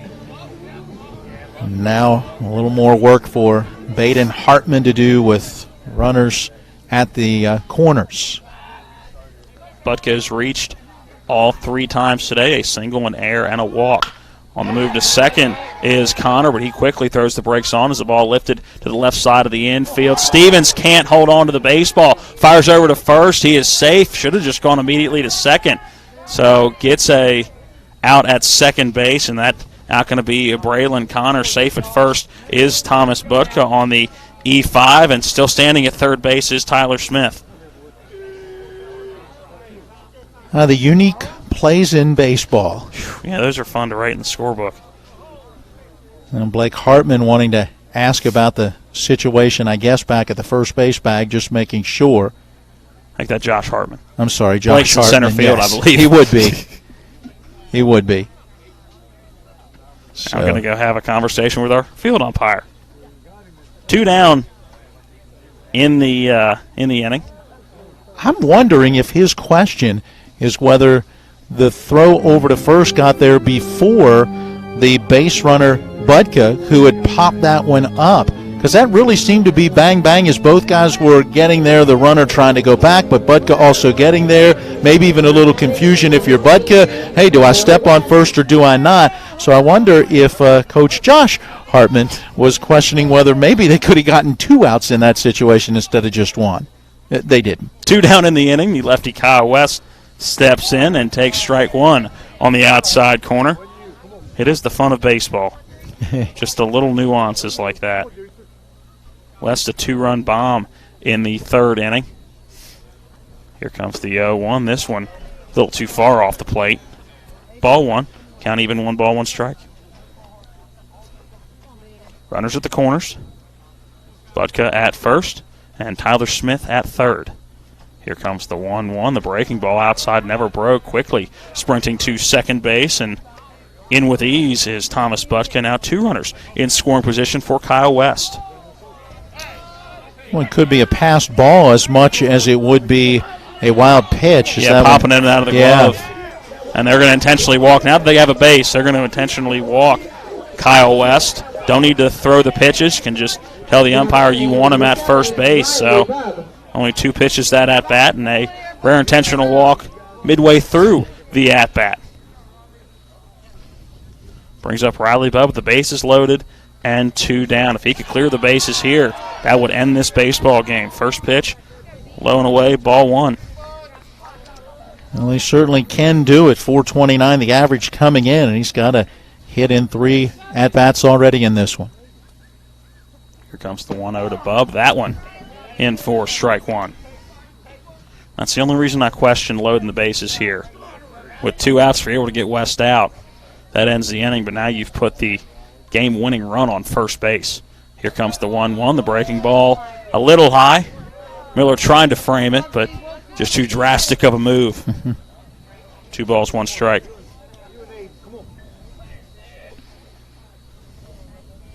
Hartman comes set out of the stretch. Here comes that 2-1. This one lifted well foul down the left field line. 2 balls, 2 strikes. Big situation. Here a couple. Let's find a gap here. And with the speed on the base paths, I would imagine that a gap would score all 3, especially with 2 outs and everybody moving. Again with the breaking ball from the mound on the right arm of Hartman. Again missing just a bit high. Just can't get it to snap off at the end. They count full 3-2, nowhere to put him. A walk would score a run from 3rd, and that'd be Tyler Smith coming in. Here comes that 3-2. Everybody on the move, ball 4. Again, that pitch just a little bit low. Not sure if it missed off that outside edge or not, but that will be an RBI, base on balls, and we'll bring in another run. And it looks like we're going to have a new pitcher come in for Hartman. A number 2 coming in for Musselmen. Trevor Bohr, B-O-O-R. Coming in to pitch for Musselmen. While he gets in his warm-up pitches, we'll get the defensive changes and be back for the rest of the bottom of inning number 5. It is 9-1 Hedgesville leading Musselmen. We're back in 1 minute. A reputation for caring. A legacy of service. At Brown Funeral Homes and Cremations, it's been our story since 1880. A family-owned business, we support the needs and wishes of families. We offer traditional services, as well as many options for cremation, customized remembrances, and pre-planning. Brown Funeral Homes and Cremations retains its family atmosphere and stays true to its roots. Contact us for advanced planning, or at your time of loss. We're here when you need us. This is Matt Miller, along with my wife, Dale. As homeowners, we've been through the mortgage process several times, and each time we went to Mark and Cheryl Savitt at the Mortgage Center. They treat you like family with personal one-on-one service, walking with you through the process from application to settlement. Plus, low interest rates and closing costs. The Mortgage Center is on Edwin Miller Boulevard in Martinsburg. Phone 304-267-9040. Or online at mortgagefinancing.com. NMLS number 237527, Equal Housing Lender. Pitches, trying to confirm the defensive substitutions or defensive moves for Musselmen. Looks like Meyer's still at shortstop and Hartman going to go to third base. Or no, they're now switching places. Okay. Yep. So Meyer's going to go back to where he started at third base. Which means Bohr has to come into the lineup in the number 9 spot for Dylan Stevens, who started pitching and then moved to third base. So that means Stevens is out unless he's moved into the outfield and we're not aware. Here comes the first pitch to Aiden Milton. Gets away from the catcher, but nobody going to be able to advance a base. And not the way you want to start if you're Bohr. Ball 1 to Milton. And bases remain loaded. And all Hedgesville needs to do is score 2, and they can wrap this one up. Reaching once today is Milton as he lifts this one high into shallow center field, shallow left field. Moving back on it is Hartman. He makes the catch for out number 3. Top of the 6th. When we come back, 9-1 as Hedgesville plates 2 in the inning. Matt Miller will take over with the play-by-play when we return. This is West Virginia High School Baseball on Talk Radio WRNR and TV 10. With 4 new car dealerships and 4 used car dealerships in 3 states, Parsons is the largest used car and fastest growing new car dealer in the tri-state area. Take Parsons Ford with huge savings on hundreds of new Fords, financing from 0%, Parsons' goal of financing for all, and Parsons' famous above-market trade-in allowances that help make Parsons #1 for used cars too. See why so many won't buy anywhere but Parsons Ford in Martinsburg. We became #1 by making you #1 first. Parsons. Since 1877, Farmers and Mechanics Insurance Companies have proudly supported our local community. Farmers and Mechanics has the insurance products to meet your needs, including home, auto, farm, dwelling fire, business owners, and umbrella coverage. Please contact your local independent agency for a review of your insurance needs and ask for a policy from the company that knows you best. Farmers and Mechanics Insurance Companies, just off Edwin Miller Boulevard on Administrative Drive in Martinsburg. FMIWV.com. Top of inning number 6, 9-1 Hedgesville leading Musselmen at home. Back in with the play-by-play for the final couple of innings, Matt Miller. Matt, thank you very much. It is still Kyle West on the hill. 77 pitches we have him throwing through the first 5 innings. 53 of those have gone for strikes. Really, the only trouble that he has gotten into was in that second inning when Jacob Miller led off with a single. Blake Hartman followed with an RBI double into right center field after a fly out to right. There were back-to-back singles, and the next thing you know, the bases were loaded. But a strikeout of Stevens and a pop-out from Lohr brought the inning to a close. West able to pitch out of that jam, giving up just the 1 run on 4 hits. And outside of that, just 1 other hit, an infield hit for Jacob Miller back in that third inning. And it's been it, as he's been able to strike out 7 batters, and while he has not issued a walk, has hit 1 batter. West has really been in control. Jacob Miller will get it started here in this 6th inning. 2 for 2 with a pair of hits and a run scored. Yeah, 2 singles, 1 an infield single. Gives him 6 hits now on the season. Takes the first pitch of the at-bat. Down low, ball 1. West ready, and the delivery popped up. Foul territory, third base side. It will get back out of play. 77 pitches for Kyle West coming in to the inning. I would imagine it would be his the rest of the way unless he gets into some trouble. But I think he's earned the opportunity for a complete game here. Well, and of course, if you're Hedgesville, you're hoping he can shut him down now, and maybe you score 2 more in that bottom of the 6th and go ahead and end it an inning early. Hedgesville looking for their 4th straight win in this series. A swing and may have been a foul tip. Hung on to by Milton. Count now at 1-2 strikes. West now ready with that 1-2 delivery. Misses just a bit high. Good miss. That's one that you're going to get a lot of kids to chase. Right there at the letters with 2 strikes. Going to get a lot of people to chase that just to stay alive. Now that 2-2, and it's popped up on the right side of the infield. Second baseman started back, now comes charging in and makes that grab. Kobe Blau saw the big swing, and the wind is blowing out that direction. He started back and then came charging in, lost the hat, but was able to stay with it and make the catch. A lot of hair underneath that hat. There is. Now batting number 6, Blake Hartman. So the pop out to the second baseman, out number 1, brings up Blake Hartman. Had an RBI double his first time up Went down swinging his last time up. Swings and lines this one into center field. That is in there for a base hit.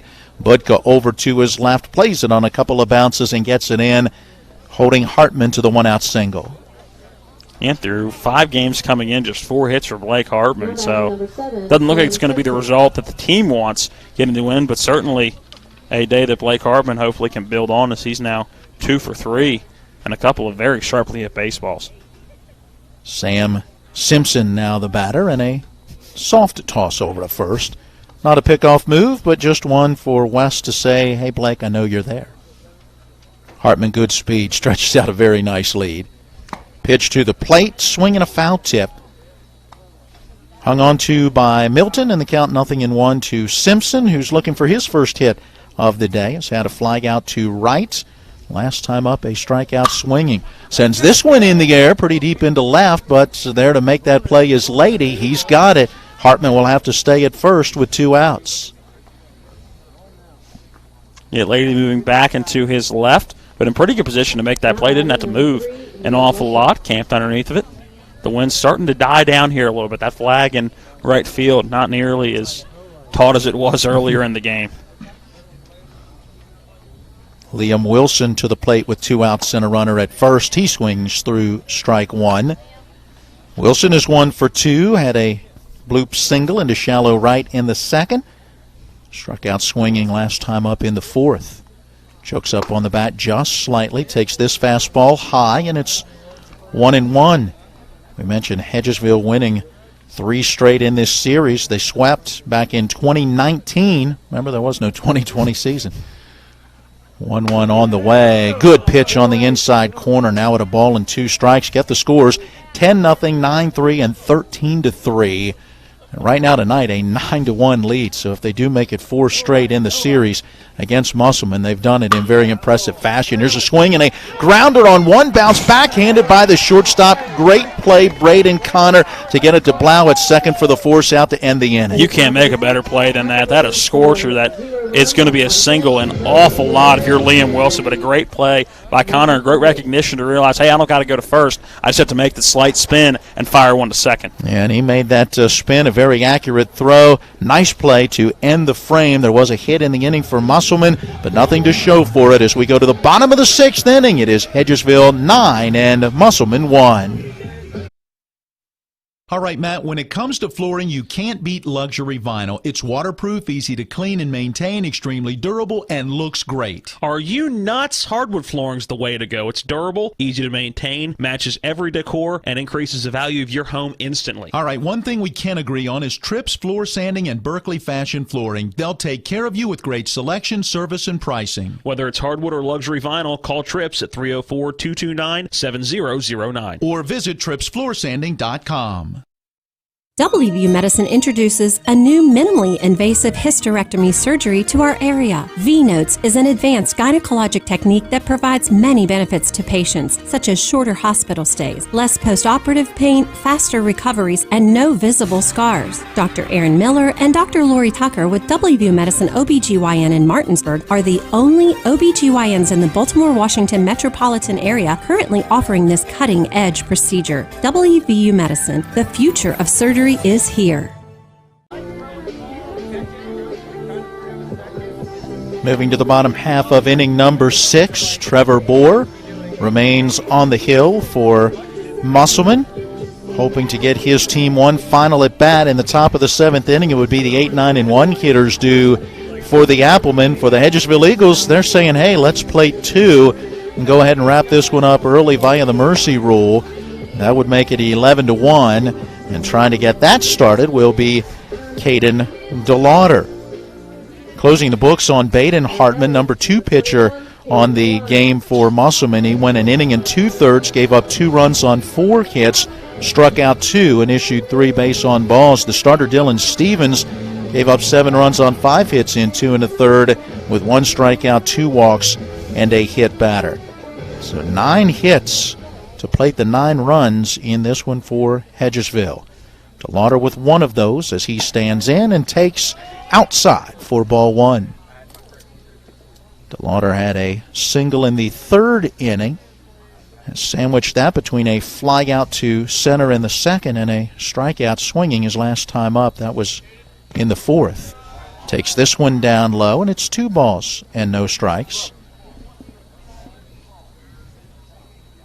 Bohr came in the 5th inning, faced just one batter through 2 pitches, got the pop out to short from Aiden Milton to end the inning. Misses high with this one. Textbook of efficiency. Yes. And do you have that stat sheet, or did I keep it over here? How much has Bohr thrown? Sheet. I thought you mentioned that last inning, so I put them underneath the clipboard. There's a pitch that misses outside, and the count's ball 4. Yeah, There you go. A 4-pitch base on balls. Bohr so far on the season, 8 1/3 coming into this game. This is his 4th game played. 9 hits given up, 4 runs, only one of those earned.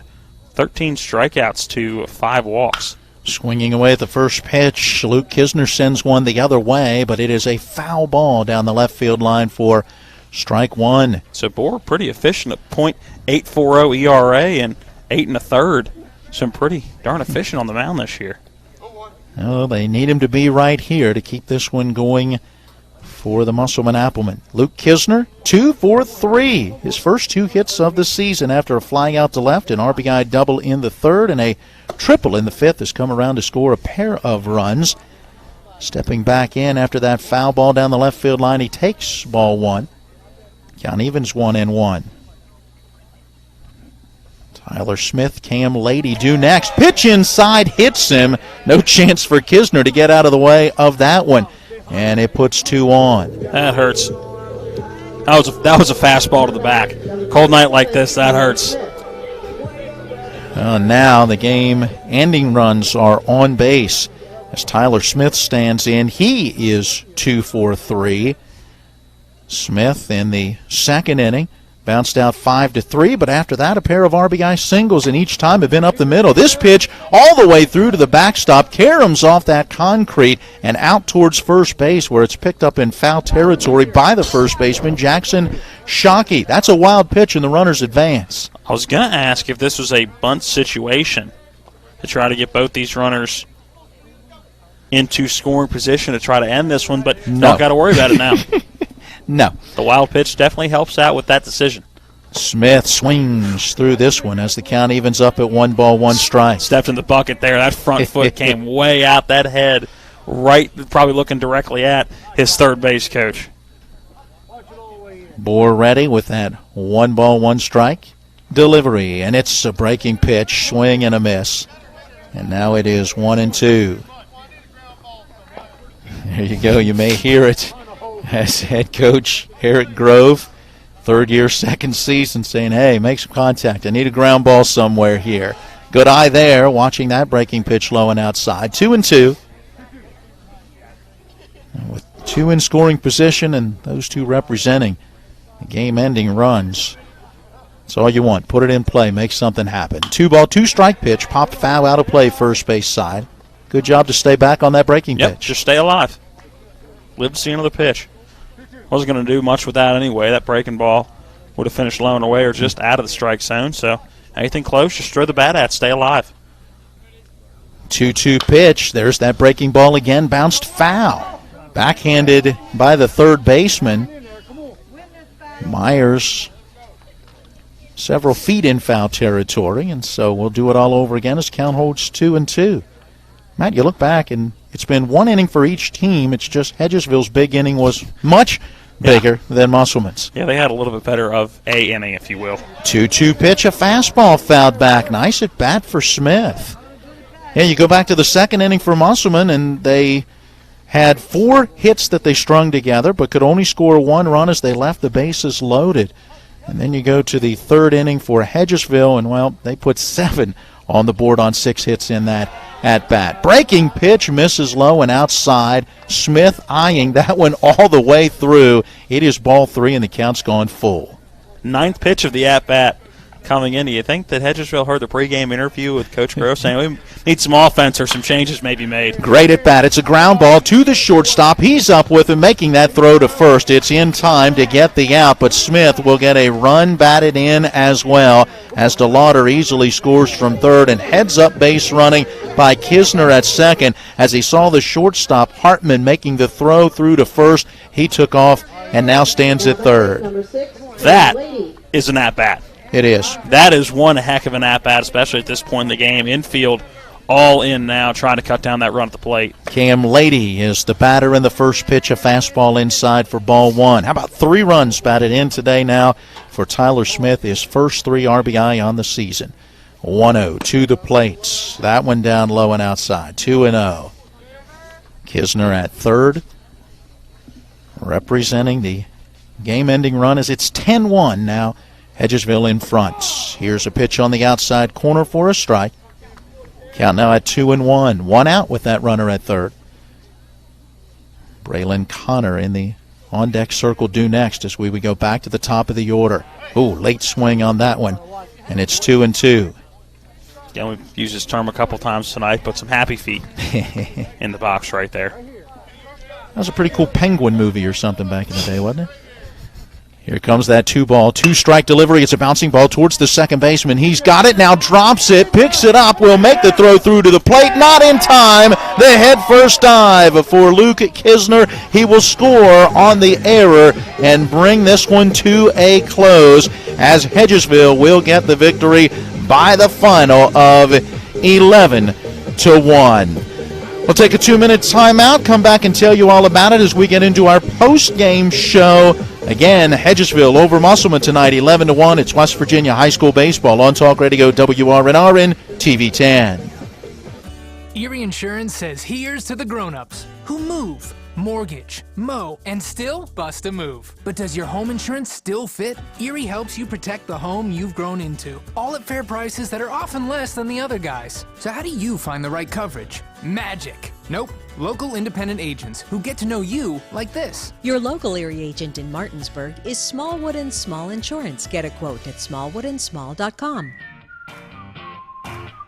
Erie Insurance. Craving lunch or dinner? The Cider Press restaurant inside Taylor's Farm Market has what you're craving. Awarded one of the 101 most unique places to eat in West Virginia, the Cider will fill you up with their delicious fresh orchard panini, mouth-watering smoker burger, farmer's daughter Cobb salad, and more. The Cider Press also serves a wide selection of craft beer and hard ciders. The Cider Press, serving lunch and dinner daily and where the food is fresh. You'll feel right at home. Now offering online ordering at ciderpressdeliandgrill.com. When will I be able to retire? How do I make the most of the money I have? How do I leave a lasting legacy to my loved ones? I'm Philip McCoy, financial advisor with the Mirius Group, a private wealth advisory practice of Ameriprise Financial Services Incorporated. Call us today at 304-263-4343 to help you make the most of your financial future. Our office is located at 1270 Winchester Avenue, Martinsburg, West Virginia. Ameriprise Financial Services Incorporated, member FINRA and SIPC. The Palace Lounge in Martinsburg offers hand-cut, locally sourced steaks, fresh seafood, and sandwiches with great daily specials like 75-cent wings all day Monday, prime rib on Tuesday, New York strip on Wednesday, and chef specials every Friday and Saturday. Ask for the lunch punch card and have lunch on the Palace Lounge on Edwin Miller Boulevard. And don't forget the Big Apple Lounge on Sater Drive in Inwood. We welcome you back in to Eagle Field along with Matt Crawford. I'm Matt Miller. John Alderton running our TV 10 camera. Donald Kenny, our on-site producer. Colin McLaughlin, our studio engineer. Matt, you look at it and it was really the third inning for Hedgesville that gave them a chance to take charge in this one, and then down the stretch after 7 runs in that third, able to score 2 in the 5th and 2 more in the 6th to go ahead and end this one early. Musselmen had their best scoring opportunity in that second inning when they did play to run, but certainly could have scored more. Yeah, it just took a little while for the Hedgesville bats to come alive, and the Musselmen bats never really did. 6 hits for the Applemen tonight, and for Hedgesville got 11 runs on just 9 hits. They were the beneficiaries of was quite a few walks. I have 6 and a couple of hit batters in my score sheet, so taking advantage of the free bases they're given, and Hedgesville able to get the win tonight and improve to 3-1. Yeah, and that 7-run third inning, as we just kind of quickly glance back through it, obviously one of the big blows, the 2-run home run from Kyle West, and he did not miss that one at all.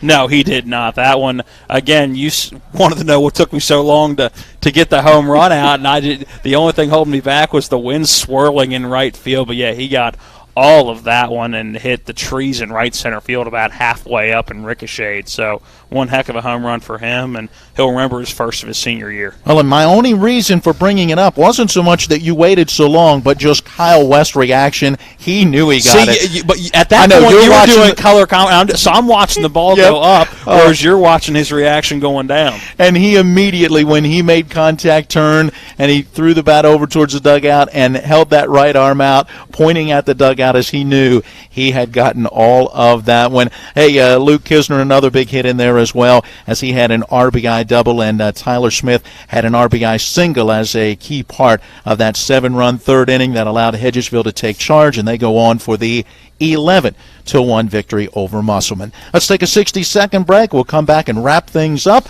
as we run the numbers from this one and look ahead to our next baseball and basketball broadcasts. Again, the final tonight, Hedgesville 11, Musselmen 1. WVU Medicine introduces a new minimally invasive hysterectomy surgery to our area. V-Notes is an advanced gynecologic technique that provides many benefits to patients, such as shorter hospital stays, less post-operative pain, faster recoveries, and no visible scars. Dr. Aaron Miller and Dr. Lori Tucker with WVU Medicine OBGYN in Martinsburg are the only OBGYNs in the Baltimore, Washington metropolitan area currently offering this cutting-edge procedure. WVU Medicine, the future of surgery is here. The Art McBee Insurance Agency is proud to be a sponsor of EPAC Basketball. We're an independent insurance agency representing many top insurance companies. We offer home, auto, business, life, and health policies. Call us at 304-263-6906 or stop in at 824 North Queen Street in Martinsburg for a no-obligation quotation. Offices in Martinsburg and Berkeley Springs.